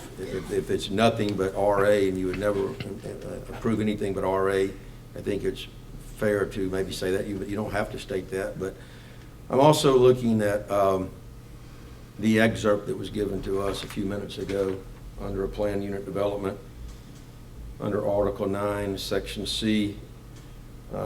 This says it's a development that is a land unified under unified control, planned and developed as a whole. There's some other highlighted areas here, but one I also want to point out, it says is developed according to comprehensive and detailed plans which include not only streets, utilities, lots, or building sites and the like, but also site plans, floor plans, elevations for all buildings as intended to be located, constructed, used, and related to each other. And I want to say this about this proposal, and I can tell you when the next one comes up, I'm going to bring it up about that too, is we approved a PUD some time back on Greeno Road that had elevations. We kind of knew something about the building design. We knew what they were thinking about, and we approved that along with that PUD. It was a multi-use. It was some residential with some commercial retail up on the east side of North Greeno Road. And with this, I know that I believe that at least some of you may have an issue with the density But I also haven't seen, if the business portion of this is rezoned to B4, it's a blank canvas, and that, to me, violates the spirit of a PUD where you have some local control over what goes in the PUD. So I ask you if there's anything that would make this more palatable to you, and I'll start with myself. So first of all, I'd like to see a little more of what's planned for the commercial portion of this PUD. And secondly, I would say that I'd like to see this less dense. And if you just went to a straight R2 zoning, as Mike pointed out, you could have up to, what was that again, 4.15 it was? For But R2. But that's just dividing the lot size by an acre, I believe, which, If you divided it, the minimum square footage is 10,500 for Right, R2. the lot- yeah, If the you lot size divide is 1 10,500 acre into that into an acre, 10,500, you that's come what up you with get. But we all 4.15. know that that's not feasible. So what would be the number for this? Would you consider, as this is drawn, not an R2 zoning, but an R2 lot size, for instance, which would be? Joe Rector, on behalf of the applicant, is here this evening as well and can answer Yeah. any questions that council may have. Well, I'm just trying to see what level of support there might be up here for an R2 lot size. And I would add to that, not an R2, it's a PUD with an R2 minimum lot size, keeping the green space at the proposed 22.8%. Because if you knock it back down to a 15%, well, you've just put in more lots, therefore kind of counterproductive to the density argument. So I just lay that out there. And so I asked Mike to leave this slide up there because, as I said, you could make a motion for approval. You could make a motion for approval on specific revisions. You can deny it, which is making the motion for approval and then voting against it. You can vote to continue this discussion, which is not the developer tabling it, but the council, maybe giving some pointers as to what they may want to see if they were going to vote against it. They may say, well, I might support it if you do this or that, or you can remand it back to the Director of Planning and Building or the Planning Commission to be sent back to the Planning Commission for further study. So anyway, I want to hear from council on that. Any comments? Yeah, I'll comment first. They're currently sitting on the Planning Commission as a council liaison. They went, back to the drawing board several times with advice from the Planning Commission to try to appease that, and now it sits before us. But to me, I think this is, an abuse of a PUD. I think we're throwing in a commercial out parcel just to get the smaller lot sizes that wouldn't be allowed if it was just a straight rezoning. But having said that, I think we also needed to look at 181, which is commercial lot fronts, and understand that it's not going to be, residential along 181 as well. So there's going to need to be a commercial aspect in whatever is developed along 181, like we're facing with Greeno now. So certainly don't like the density. Like I said, I think it's an abuse of a PUD just to get the smaller lot sizes. Do you have a suggestion of something that you would support? Yeah, larger lot sizes rather than the 52 foot wide.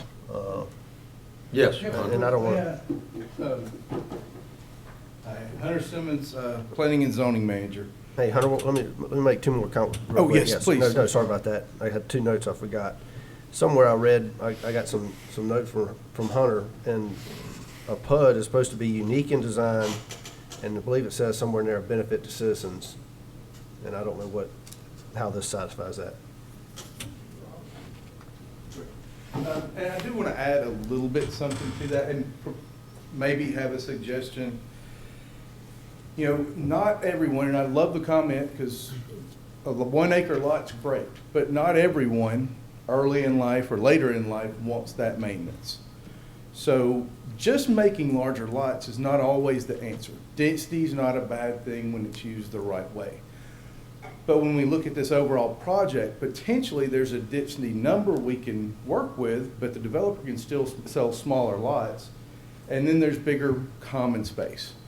So there is a number in Mike's report that seems to work out.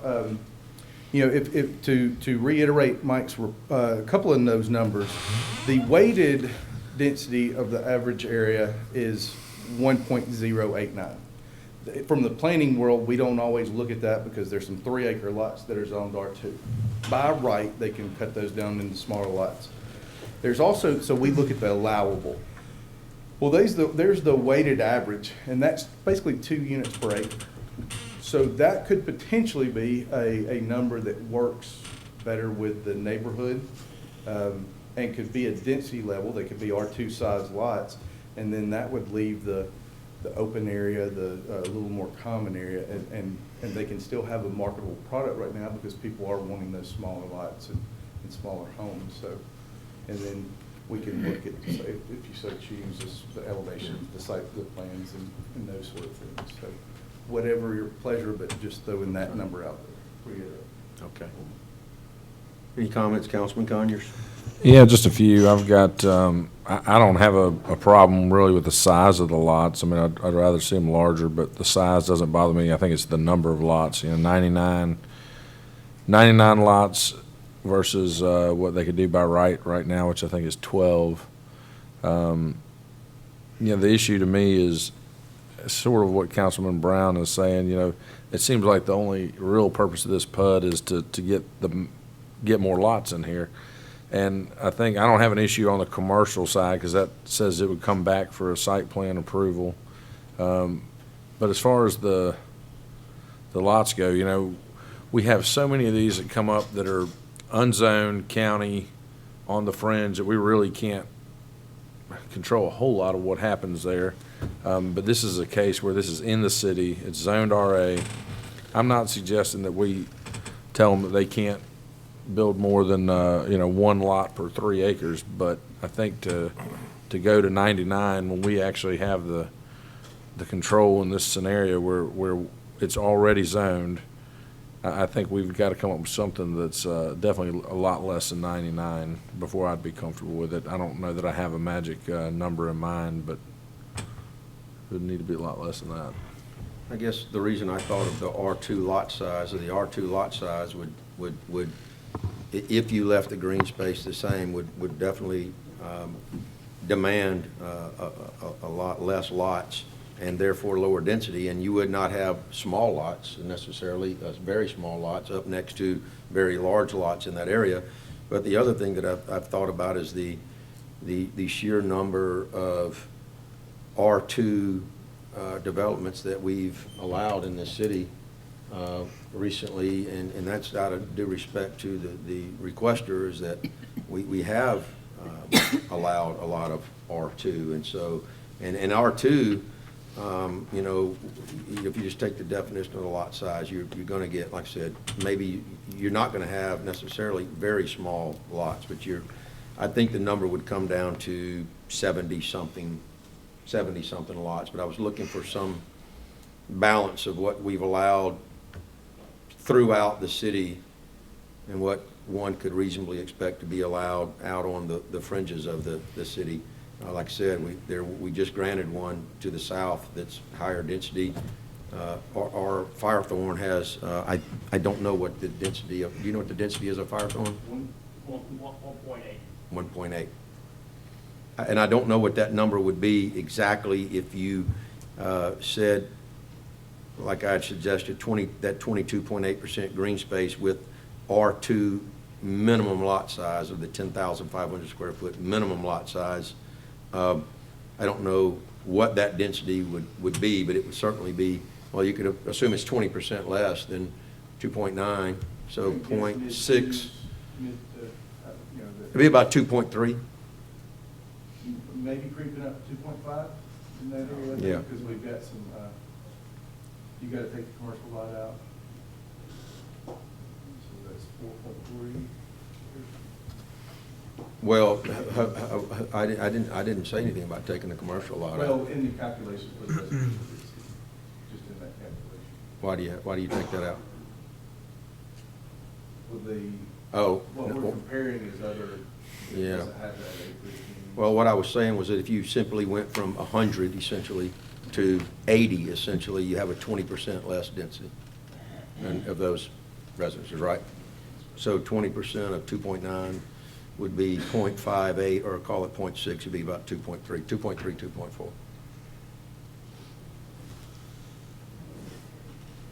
So with that, any more comments, council? So if not, I'm going to ask for, I would say, and that's just my suggestion, I would either ask for a motion for continuation, or I would, which is the application for further study, or I would ask for a motion for final adoption, neither of which you have to make. And Council President, just a quick note, if you so choose to continue, they're just a quick consideration. If you can come up with specifics, we can make a public announcement that this is continuation, will be heard at the next meeting and revisions there. If it's a little less gray and we need to work on details, we'll probably need to publicize that and announce that for the next meeting. Okay. So maybe a difference in 2 weeks before it's back in council. Okay. Just without a motion, is there any support for a continuation? I'd like to. You'd like to continue? Councilman Conyers? I mean, I'd be willing to continue if they want to go back to the drawing board. Okay, do you have any well, and then there's a subset of that, as Hunter pointed out, you have to, if you give an idea of what you're looking for, you could state that now. If not, you know, if you don't start stating that now, you have to go back out for re-advertising. So I'll tell you what I'm thinking I would be comfortable with, and of course I might vary from y'all. I don't have an issue with the commercial parcel, as long as, we're getting another look at it with site plan approval. I think that would make, let's take 4 acres off of roughly 38, so 34. I'm comfortable with more of the size or the density of Firethorn, so I'm looking at like 60 lots plus a 4-acre commercial. It's kind of where I mean, if you're just asking me to crunch numbers on the spot. And a quick point on that, site plan review will not look at uses. Okay. So if there's any uses you want to limit in B4, please do that now. Okay.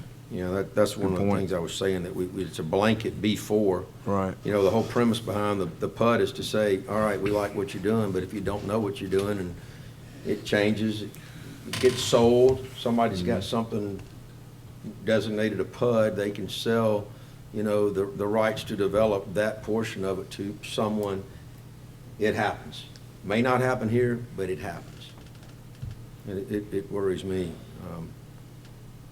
I guess there's no way to put a blanket business zoning on it and then make them come back to clarify. Well, I was looking at B4, and B4 is fairly restrictive. I would maybe say if you took out the service portions of B4 and the civic portions of public utility, and those are on appeal, and the hospital. And you don't want to restrict that so it can't be used. But you can make it restrictive enough that when it's time to actually develop that, maybe they have to amend the PUD. So in this case, if there's no direct plan, you can restrict that enough in the service uses level.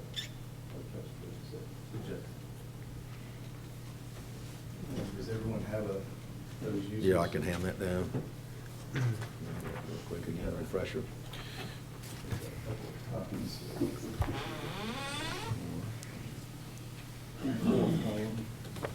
I've got it. Okay, I give you mine. Councilman Brown, any No, I mean, I liked Hunter's comment about, not everybody wants a 1-acre lot, and I get that. So if it's addressed with the density, I guess that's the compromise, reduce the number of lots and lot sizes stay smaller. And more green space for that would be the benefit to the citizens that live in that community, neighborhood. I don't know how much specificity Does he need to put on that for a continuation? I'm hearing 60, I've got, I'm hearing 60 to 80. It would help us if we came to a pinpoint number on target density. So there's a couple of notes and even some language we went over with our land use attorney. Check out if you can prove that too. But there was a few points there we discussed with the applicant in the hall, and I think based on some of the conversations we've had with council. So But it's your here's some details. discussion points. R2 size lots, we mentioned that. Green space remains the same. These are suggestions. What do the buildings look like? Elevations, floor plans, materials, and then target density. I agree with the green space remaining the same, and I actually agree with the R2 size lots. I think that takes care of a lot of the density, a significant amount. And that's the point. It's a 20% reduction. It's pretty considerable. Anyway, you want to see that?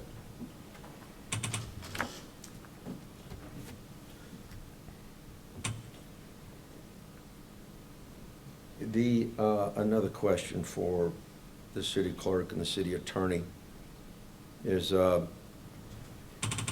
Councilman Boone, I didn't hear you say, but are you abstaining? Yes. So you were 3 council members. If we were voting on the ordinance, so if we were considering the final adoption of this, it would take the unanimous vote of the 3 remaining voting members. But if we are voting to continue it, could that pass with a simple majority of the 3 voting members? Mr. Boone, abstaining. We're not voting on an ordinance. So I think a simple majority would be in order, correct? Is that what you believe? That's what I believe. Okay. All right.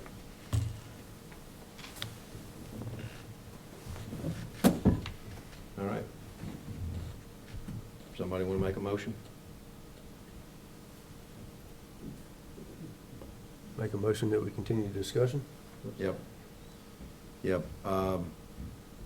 You want to look at this kind of draft? Or do they have to list what density that they want in order for y'all to target that? That's the, but it would certainly help. Can we put a range? Can we say something like 2.0 to 2.3? About 60. Can we say 2.0 to 2.3 or 1.8 to 2.3? I think that'd be fine. The kind of math we did, 2 gives you 68 units. 2 is flat, and that's the weighted average. There's some logic between that one, but yes. But to encompass Councilman Conyers, it might be 1.8 to 2.3. I think, to me, that just, I don't know why that number just seems like that's kind of in line with the closest subdivision I can visualize, 5. Well, the closest is directly adjoining it to the south, which is 3.2. It is unzoned, right? But it's there nonetheless. It is, right. Well, and also please take into account that this is always a moving target. So the more dense you allow, the next project's going to get a little more density. So if by these calculations.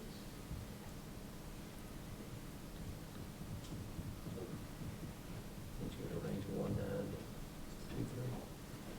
And it's really that upper level that is going to help staff in the calculations. Are you considering, and Jackie, your proposal, are you considering? Well, you don't know what they're going to get when they put the roads in there either. Right. Are you still considering leaving the commercial space as commercial space? Or? Yeah, I was not. I didn't have issue with that. I think that 181 is going to be a lot of commercial on there.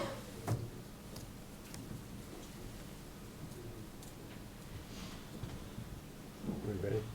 You want a range? You read that and then give them a range. Yes, I'm gonna make a motion that the council continue discussion on this case to the next meeting. The revised plan will be presented then and shall reflect 1.9 to 2.3 lots per acre, commercial out parcel to remain, and green space will be reflected with the lot size change. You said green space would remain the same? It would reflect, based on the lot size change. Okay, but the percentage would remain the same of that land? Yeah. Okay. All right. I have a motion. Do I have a second? A second. Okay, we have a motion and a second. Any further discussion? All right. Hearing none, all those in favor of the continuation, the resolution is stated, please say aye. Aye. Opposed, say nay. Okay, motion carries.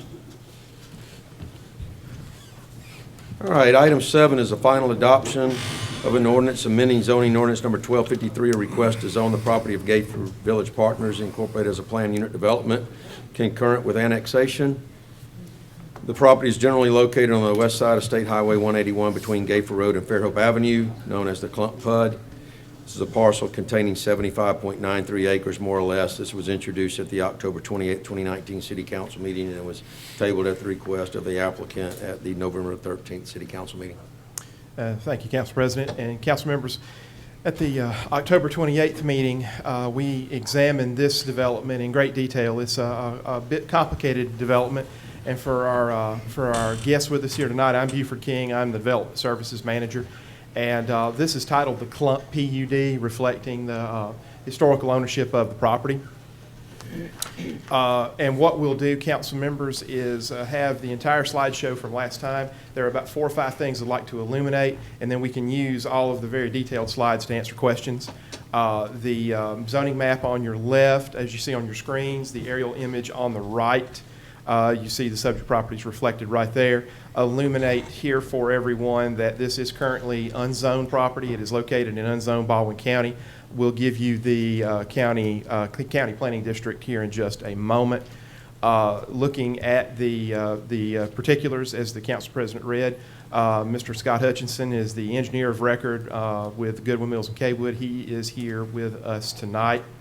To clarify the neighborhood meeting issue, and that was addressed in detail on the previous case, and it's a similar situation here because we are not at the subdivision stage. So everything we've done to this point has gone through the normal channels through Planning Commission and the Council. 3 units on the piece of property, Unit 1, 2, and 3. You see their color coding right there, and we'll explain the breakdown of that property in those 3 units. You'll notice each unit has a certain number of lots within each unit. The exception is Unit 2, which is where the multifamily is located. It is a single lot. Can you go back one more? Yes, sir. Go back real quick. Yes, sir. Okay. Unit 1 is all commercial? Yes, sir. Unit 1 is the commercial. Unit 2 is the multifamily. Unit 3 is the single family.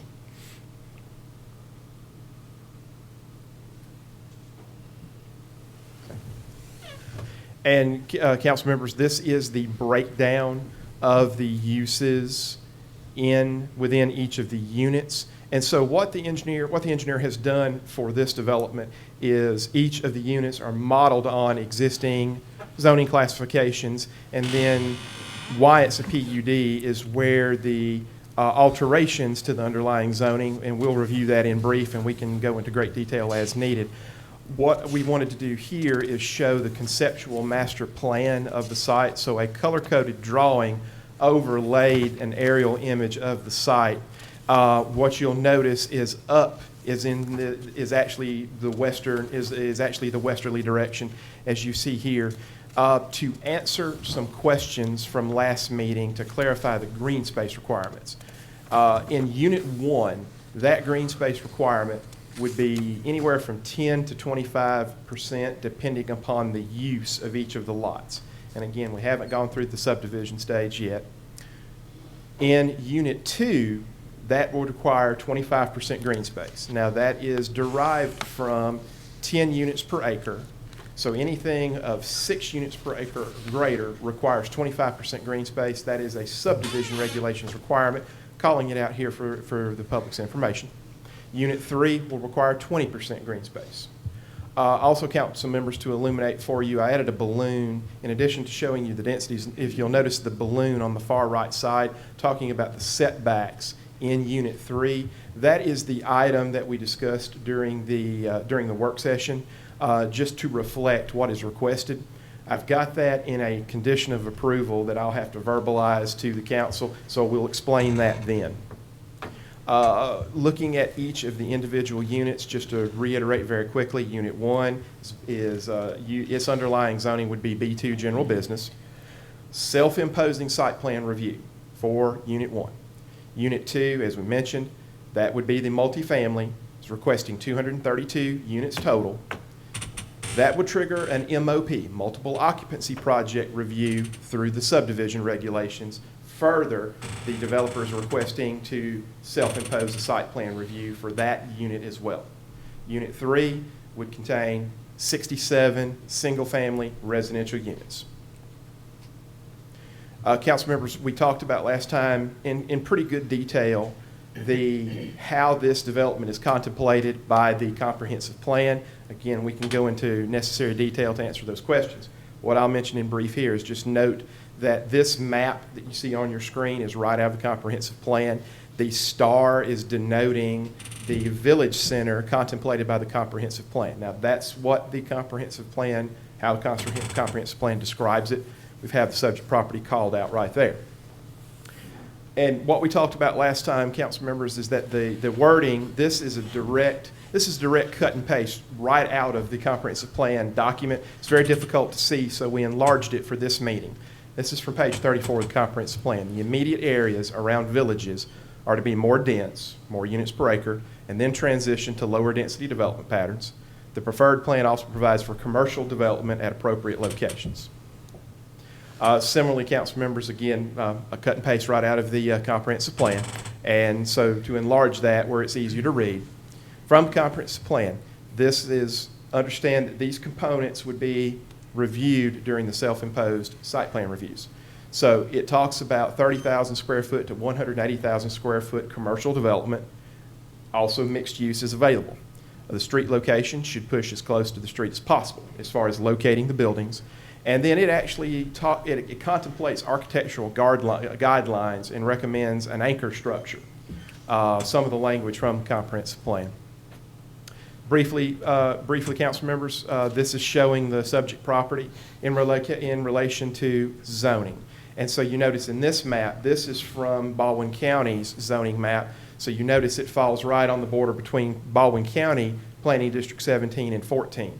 The green area here shows en masse areas within the city of Fairhope, so therefore zoned. The white background is unzoned. So you see it called out on the far right with the balloon. A quick note here, council members. As we talked about Unit 2, we've got a condition of approval I'll explain in just a moment that's going to be verbalized regarding setbacks. Unit 3, the single family, it's modeled after R3 zoning. It does request via the PUD 55-foot wide lots in lieu of 65-foot wide lots, 6,000 square foot lots in lieu of 7,800 square foot lots. And then as you see, 20-foot front setbacks, 7.5-foot side setbacks, and a 45% lot coverage requested within the PUD. And let's see, council members, we went through this in great detail last time, but just to remind the council, of course, we're not at the subdivision stage. That is where the traffic study comes into play. The MOP, multiple occupancy projects, will certainly come into play. Note that there's wording in the developer's drawings, basically stating, also declaring they will comply with the comprehensive plan. And so, of course, we're in the process of developing a new comprehensive plan. And so, council, I'll go straight to the recommendation. And as we talked about last time, there's there are four conditions, there are four conditions of approval that simply memorialize that comments and requests by the Planning Commission are reflected in the documents before you right now. And so that's items 1 through 6. What I'm verbalizing into the record tonight is number 7, and that is memorialized via condition of approval. Unit 2 setbacks as shown in the conceptual master site plan shall be 30-foot front and side, 40-foot rear, which is defined as the western property line of Unit 2. Setbacks for Unit 2 shall be reflected in the PUD ordinance. Should it be the pleasure of this council to approve this PUD, I wanted to make certain. We made it very clear from Ms. Hanks that we reflect this in the PUD ordinance as well. And council members, we also have this same slide with the actions that the council may take as far as approvals and denials and remanding or continuing. And so we have this, and we can leave this slide on the screen for the council's benefit. Happy to answer questions on behalf of staff. And as we said, Mr. Scott Hutchinson is with us here tonight on behalf of the applicant. Questions for staff, council? I get, the only question I have, you read that they're asking for the lot width to go from 65 to 55? Yes, sir. And lot 3 or whatever the... Yes, sir, and I have that slide on screen.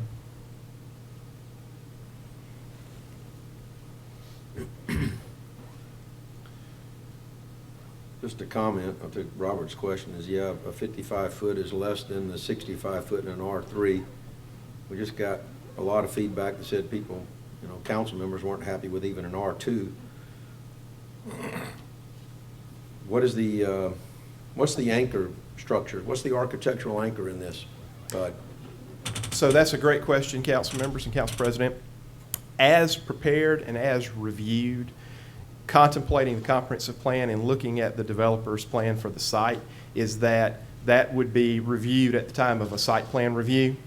We currently don't have a master development plan requirement in the zoning ordinance at this time for PUDs. That is in progress right now.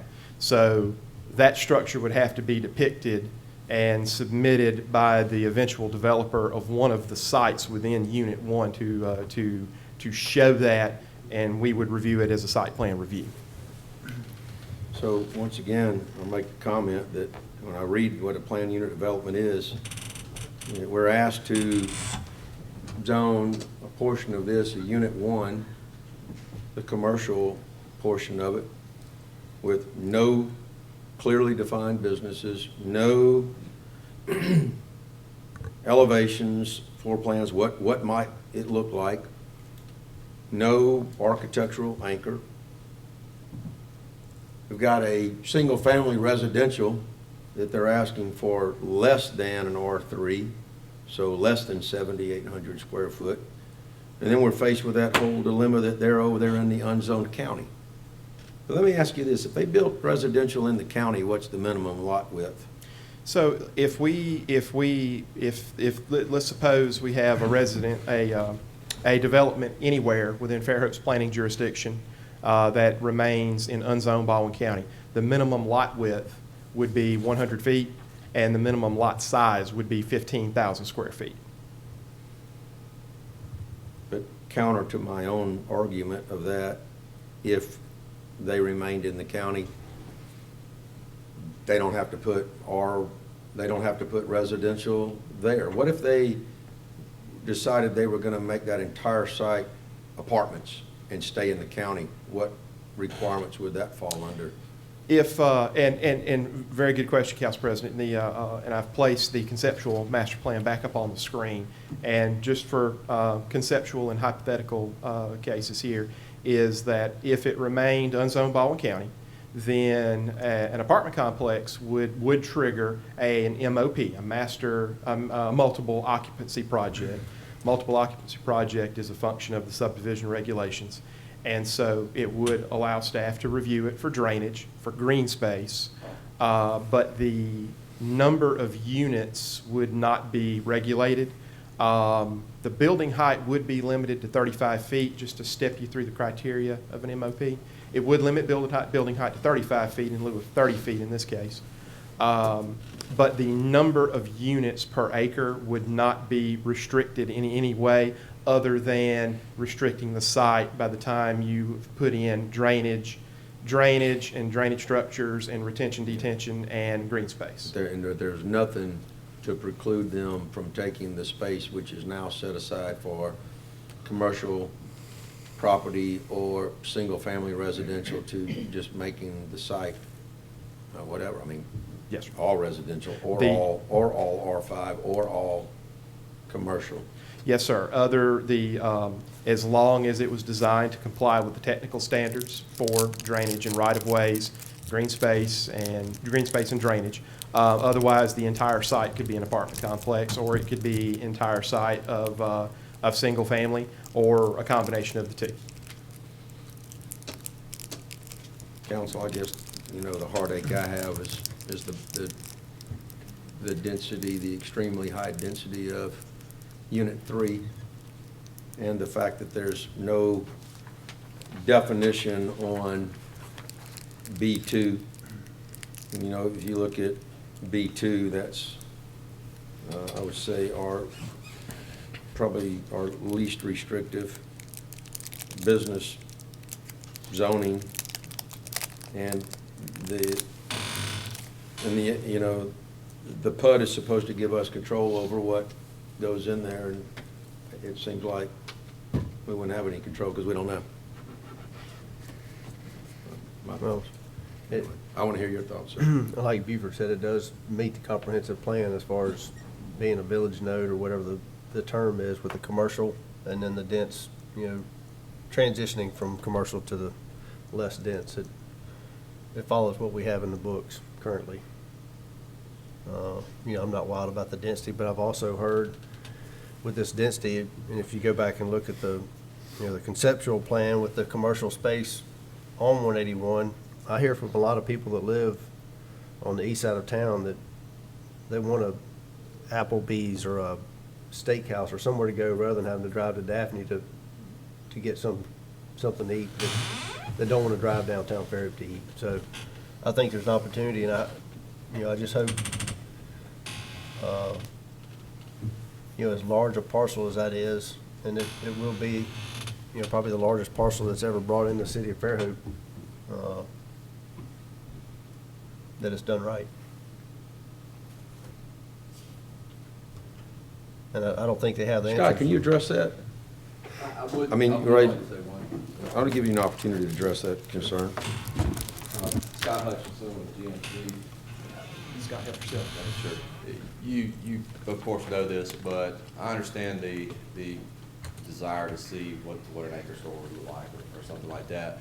But if this comes in as a PUD, you have to recognize that you'll get two cracks at it, both from the planning commission level and the council level, of anything that goes on one of those residential, commercial lots.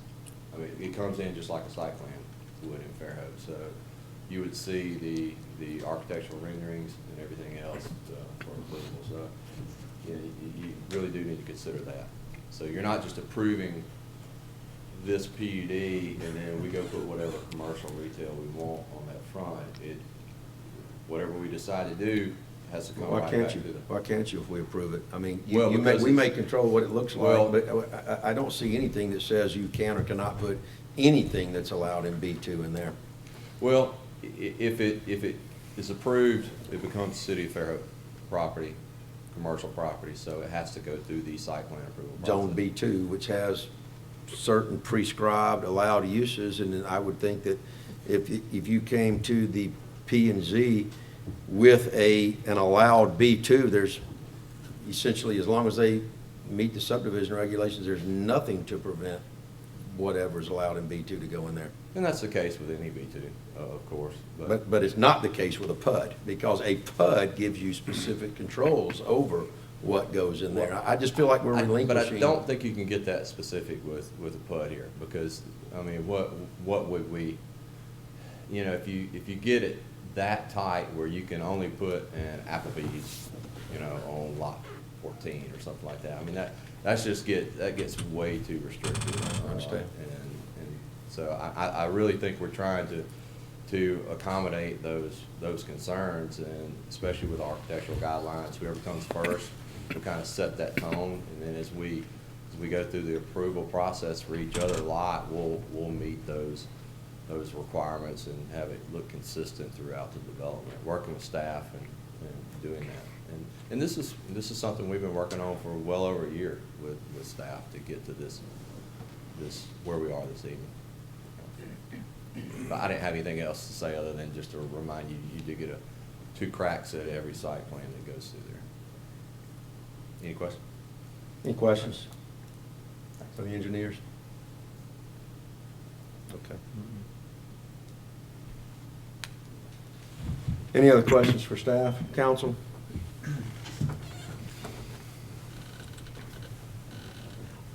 Okay. All right, council, well, the same options. If you want to have a discussion about any other changes you would like to see in that, then I'd ask you to bring them up now. And if you don't, then I'd ask for a specific motion, or you can make a motion for final adoption. I make a motion to approve the final adoption. Second. Have a motion and a second for final adoption. Any final discussion? Yeah, does that include the recommendations of the planning commissions? Yes, subject to the those recommendations. conditions. Okay, you want to amend your motion then to include that? I'll amend my motion. I make a motion to approve final adoption with planning commission recommendations. And second. Have a motion and a second. Any further discussion? Clerk, will you call the question? Council President? Nay. Place 3? Aye. Place 4? Aye. Place 5? Aye. Okay. Motion carries. Okay, item 8 is an ordinance to repeal ordinance number 1496, 1506, and 1522, which established and or amended the Education Advisory Committee. Sections 211 through 2-114 of the City of Fairhope Code of Ordinances, and hereby dissolves the Education Advisory Committee and its bylaws. And as we talked about in the work session, council, this will just be replaced by the Fairhope Public Schools Commission. So I would like someone first to introduce the ordinance. I'll introduce it. Okay, as discussed, can somebody? I'd like to make a motion for immediate consideration. Thank you. That's Second. where I was going. A motion and a second for immediate consideration. Any discussion? Okay, hearing none on that. Clerk, will you call that question? Council President? Aye. Place 3? Aye. Place 4? Aye. Place 5? Aye. Okay, and now I'll entertain motion carries. I'll entertain a motion for final adoption. So moved. Second. We have a motion and a second. Any further discussion? Okay, hearing none. Clerk, will you call the question? Council President? Aye. Place 3? Aye. Place 4? Aye. Place 5? Aye. Okay. Motion carries. Thank you, council. Item number 9 on tonight's agenda is an ordinance to establish the Fairhope Public Schools Commission and its bylaws. And by the way, you'll see all the details there on tab 9, meetings, rules of procedure, amendments, membership, name and purpose. Anybody have any questions about those? I'd like to introduce the ordinance. Okay. The ordinance has been introduced. Would somebody like to make a motion? I make a motion for immediate consideration. Okay. Second. We have a motion and a second for immediate consideration. Any discussion on that motion? Yeah, Okay. council, yeah, these bylaws are basically were set in the special tax district bylaws by the school board, so. Okay. All right. Thank you. Clerk, if you'll call that question, please. Council President? Aye. Place 3? Aye. Place 4? Aye. Place 5? Aye. Okay. Motion carries. And now for final adoption, I'll entertain a motion. So moved. Second. Have a motion and a second for final adoption to establish the Fairhope Public Schools Commission and its bylaws. Any further discussion? Okay, hearing none. Clerk, if you'll call the question. Council President? Aye. Place 3? Aye. Place 4? Aye. Place 5? Aye. Okay, motion carries. Thank you, council. Item number 10 is a resolution. The City of Fairhope adopts a resolution in support of World Kindness USA to establish a kinder and more peaceful community. All right, you'll see all that resolution. That was, we did proclaim, or would be proclaiming its support on the 13th day of November, and all of its endeavors. Entertain a motion. So moved. Second. Have a motion and a second. Any further discussion? Okay, hearing none. All those in favor say aye. Aye. Aye. Opposed, say nay. Okay, motion carries. Item 11 is a resolution the City Council hereby approves and amends the rules and regulations for the Fairhope Docks regarding parking and overnight parking. I'll remind you that, once again, you'll find that in tab 11, and also you can refer to the discussion that we had in the work session. I will entertain a motion. So moved. Second. A motion and a second to approve and amend the rules and regulations. Any further discussion? Hearing none, all those in favor say aye. Aye. Opposed, say nay. Motion carries. Item 12 is a resolution that Council President Jack Burrell, on behalf of the City of Fairhope, is hereby authorized to execute an amendment to the real estate purchase agreement in connection with the sale of certain real property located in Fairhope, Alabama, from the board to the city by amending, it's the Board of Education, to the city by amending paragraph 5 of the purchase agreement so that the responsibilities of EAC are hereby assigned and conferred unto the Fairhope Public Schools Commission. Entertain a motion. So moved. Second. A motion and a second to adopt this resolution. Any further discussion? Hearing none, all those in favor of the motion, please say aye. Aye. Opposed, say nay. Okay, motion carries. Thank you.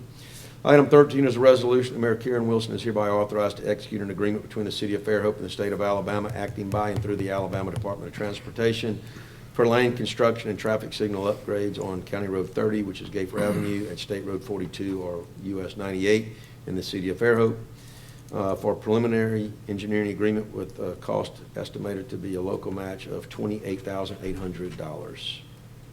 We've been talking about this for some time. This also is in conjunction with the resolution listed on item 14. So I'll entertain a motion to authorize the mayor to execute the agreement. So moved. Second.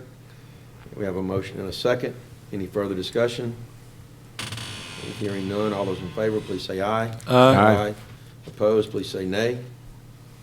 Okay, motion carries. Item 14 is a resolution that Mayor Karen Wilson is hereby authorized to execute an agreement between the City of Fairhope and the State of Alabama, acting by and through the Alabama Department of Transportation, for lane construction and traffic signal upgrade on County Road 30, which is Gayfer Avenue, at State Road 42, which is US 98, in the City of Fairhope, Alabama. The construction agreement with our cost estimate to be a local match of $120,000, as discussed in the work session and numerous other public meetings prior to tonight. I would ask for a resolution. So moved. Second. We have a motion and a second to authorize the mayor. Any further discussion? Okay, hearing none. All those in favor, please say aye. Aye. Opposed, please say nay. Okay, motion carries. Item 15 is a resolution accepting the public streets, public right-of-ways, and all of Fairhope's public utilities located in the public right-of-ways within Twin Beach Estates PUD for maintenance, and to authorize Mayor Karen Wilson to execute the maintenance and guarantee agreement between the City of Fairhope and LA Development, LLC. All right, is everything in order? Yep. Everything in order, Jay? Yes. I'm going to ask any staff members that are in the lobby to please come back into the meeting so we can ask questions. Okay. All right. Thank you. And remind them that it's a requirement to be in the meeting. Okay, council, I'll ask for a motion to pass this resolution. So moved. Second. Okay, we have a motion and a second. Any further discussion? Okay, hearing none. All those in favor, please say aye. Aye. Opposed, say nay. Okay, motion carries. Thank you. Item 16 is a resolution that certain items are declared surplus and that the mayor and the city treasurer are hereby authorized and directed to dispose of personal property owned by the City of Fairhope by one of the following methods. One, receiving bids for such property via gov deals sold to the highest bidder provided. However, the city council shall have the authority to reject all bids when it's an opinion it deems to be less than adequate consideration for their personal property. Or two, sold for scrap or recycle at the highest offered value. And three, disposal via landfill. Council, those items are declared under tab 16. There's a list of approximately 8 to 10 items. You have any questions about those? Okay, if none, I'll entertain a motion to declare these surplus. So moved. So moved. Second. Have a motion and a second. Any further discussion? Okay, hearing none. All those in favor, please say aye. Aye. Opposed, please say nay. Okay, motion carries. Now that we've done it, I do have a question. Too late. Huh? Go ahead. I noticed in there's 18 bicycles. Is the city obligated to sell that, or can they donate that?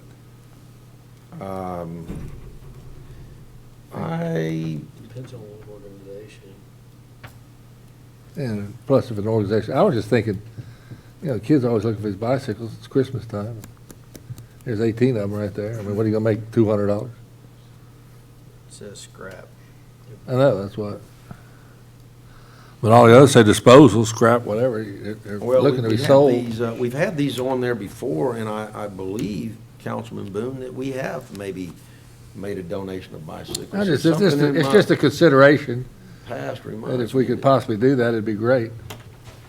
Okay, I think. It's that still this getting is- rid of it, that's the meaning of the resolution, is just get rid of this stuff. Well, is it, or are you required? I don't know. Could you look into statute of whether or not we have to ask a price for them? Or can we separate something like that and make a donation? You have to have a price, how It's about a a city, dollar? it's a city asset right now, right? Has to be, or we couldn't sell it. Right. Can I bid on So- the Pelican shower head?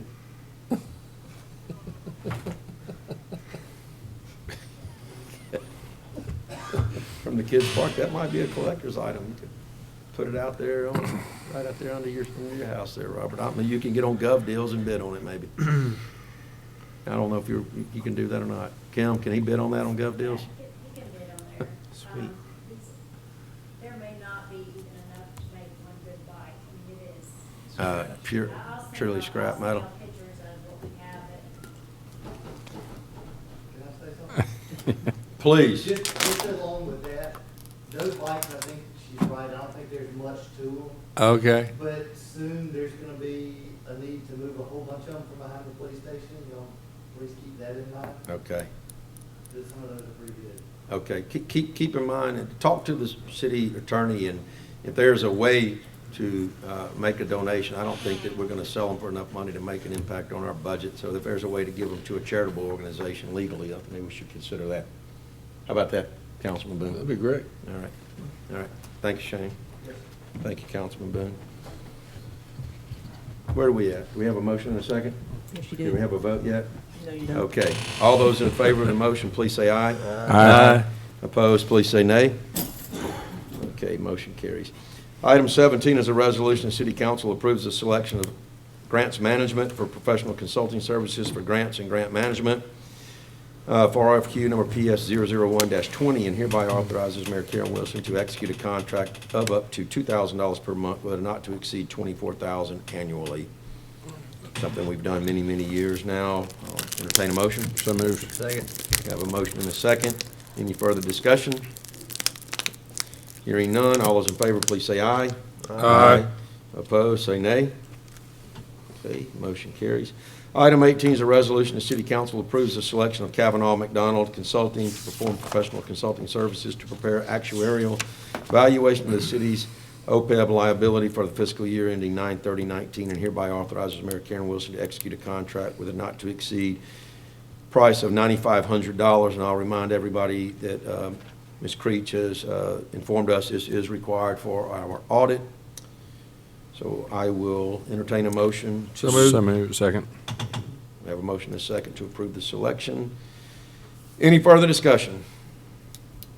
Okay, hearing none. All those in favor, please say aye. Aye. Aye. Opposed, say nay.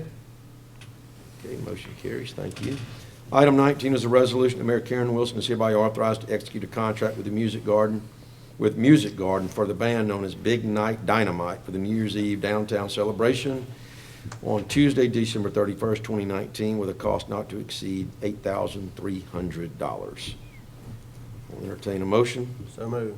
Second. A motion and a second. Send all complaints to Paige if you don't like them. Any further discussion? All right, hearing none, all those in favor, please say aye. Aye. Aye. I was kidding. Send them to the mayor. All right. Item 20 on tonight's agenda is a resolution. The City of Fairhope approves the procurement of FY 2020 inventory supply of 21,000 feet of 2-inch PE 2708 SDR 11 gas pipe for the gas department at 76 cents per foot for a total cost of approximately $15,960. We really need the pipe. I'd like to entertain a motion. So moved. Second. We have a motion and a second. Any further discussion? Okay, hearing none. All those in favor, please say aye. Aye. All those opposed, say nay. Okay, motion carries. Thank you. Item 21 is a resolution. The City of Fairhope vote to procure a sewer vacuum truck for the sewer department. The equipment is available for direct procurement through the Sourcewell Purchasing Co-op. Therefore, it does not have to be let out for bid. It's already been nationally bid through Sourcewell's bid process. The cost will be $357,400 plus freight. Just one question, where are we at in regards to budget? 7,000. 7,000 some change. $7,400 under budget. All right, boy, he's getting good at that. I'll entertain a motion for the purchase. So moved. Second. Have a motion and a second. Any further discussion? Okay, hearing none, all those in favor say aye. Aye. Opposed, say nay. Okay, motion carries. Item 22 is a resolution authorizing the mayor to execute a contract between the city of Fairhope and the Fairhope Film Festival for an appropriation of $8,000 to help bring sustained economic growth for the from the film industry to the Alabama Gulf Coast through its Fairhope Film Festival. I'll remind you, council, that items 22 through 27 have been approved in the budget, and it's just coming back before council for final consideration. So with that, I'll entertain a motion to approve this. Second. We have a motion and a second. Any discussion? Okay, all those in favor, please say aye. Aye. Opposed, say nay. Okay, motion carries. Item 23 is a resolution authorizing the mayor to execute a contract between the city of Fairhope and Ecumenical Ministries Incorporated for an appropriation of $10,000 to support the needs of Fairhope residents. So moved. Second. We have a motion and a second. Any further discussion? Okay, hearing none. All those in favor, please say aye. Aye. Opposed, say nay. Motion carries. Item 24 is a resolution authorizing the mayor to execute a contract between the city of Fairhope and the Baldwin County Trailblazers for an appropriation of $5,000 to support the Smart Walks and the Walking School Bus Program. May I entertain a motion? So moved. Second. We have a motion and a second. Any further discussion? Hearing none, all those in favor, please say aye. Aye. Opposed, say nay. Item 25 is a resolution authorizing the mayor to execute a contract between the city of Fairhope and the Baldwin Pops for an appropriation of $8,000. That would be the cash portion. In-kind services in the amount of $13,410 in resources, including personnel but not security after normal business hours, and provides an exception to the sign ordinance by allowing banners for their citywide events to be displayed 10 days prior to those events to advertise and promote the city of Fairhope and to provide free concerts yearly for the residents of Fairhope. They're not exactly free now. They're $8,000 plus in kind. All right, I'll entertain a motion to authorize the mayor to execute the contract. Second. Have a motion and a second. Did you get those, clerk? Okay.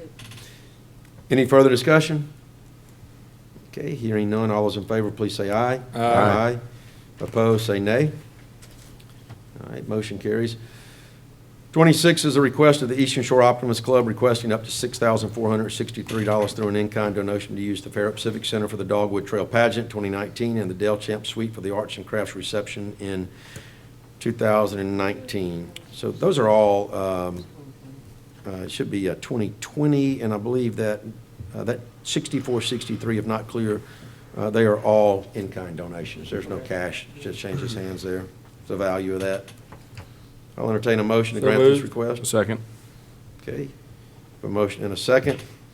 That should both be Dogwood Trail Pageant 2020 and Adele Shemp's Suite 2020. Okay, just a little clerical error. Okay, we have a motion and a second. Any further discussion? Okay, hearing none, all those in favor, please say aye. Aye. Opposed, say nay. Item 27 is a request for the golf green fees and cart fees for the Fairhope Educational Enrichment Foundation Fife Golf Tournament. These are also in-kind donations. It's been done for as long as I can remember. I will entertain a motion to grant this request. So moved. Second. I have a motion and a second. Any discussion? Okay, all those in favor, please say aye. Aye. Opposed, say nay. Okay, motion carries. Item 28 is a request of Kendall Bowman on behalf of the Fairhope K-6 Parent Teacher Corporation requesting permission to close the streets in downtown Fairhope on Saturday, February 29th, 2020, from 6 a.m. to 10 a.m. for the 5K run and 1 mile fun run, also known as the Pirate Dash, to raise money for the educational needs for Fairhope Elementary and Fairhope Intermediate Schools, the use of electricity and barricades, and to use Henry George Park for the after party. I'll entertain a motion to grant this request. So moved. Second. We have a motion and a second. I'll ask Officer Nolte, is there any reason to deny this request? No. Okay. All right. All those in favor of granting this request, please say aye. Aye. Opposed, please say nay. Okay, motion carries. Item 29 is an application for a special events retail license by Georgia Russo's Brown of Georgia Russo's Catering Incorporated, doing business as Georgia Russo's Catering for the Baldwin EMC's Christmas Party located at 1 Bayou Drive, Fairhope, Alabama, on December the 14th, 2019, from 6:30 PM until 11 PM. And I'll ask before I entertain a motion, Officer Nolte, is there any reason to deny this special events retail license? Yes, sir, things take out. Okay, glad to see Baldwin EMC using the Fairhope facility. I'll now entertain a motion to approve the application. So moved. Second. Have a motion and a second. Any further discussion? Okay, hearing none, all those in favor say aye. Aye. Opposed, say nay. Okay, motion carries. Public participation. If you have anything else to bring forth before the council, please come to the podium and state your name. You will be given 3 minutes.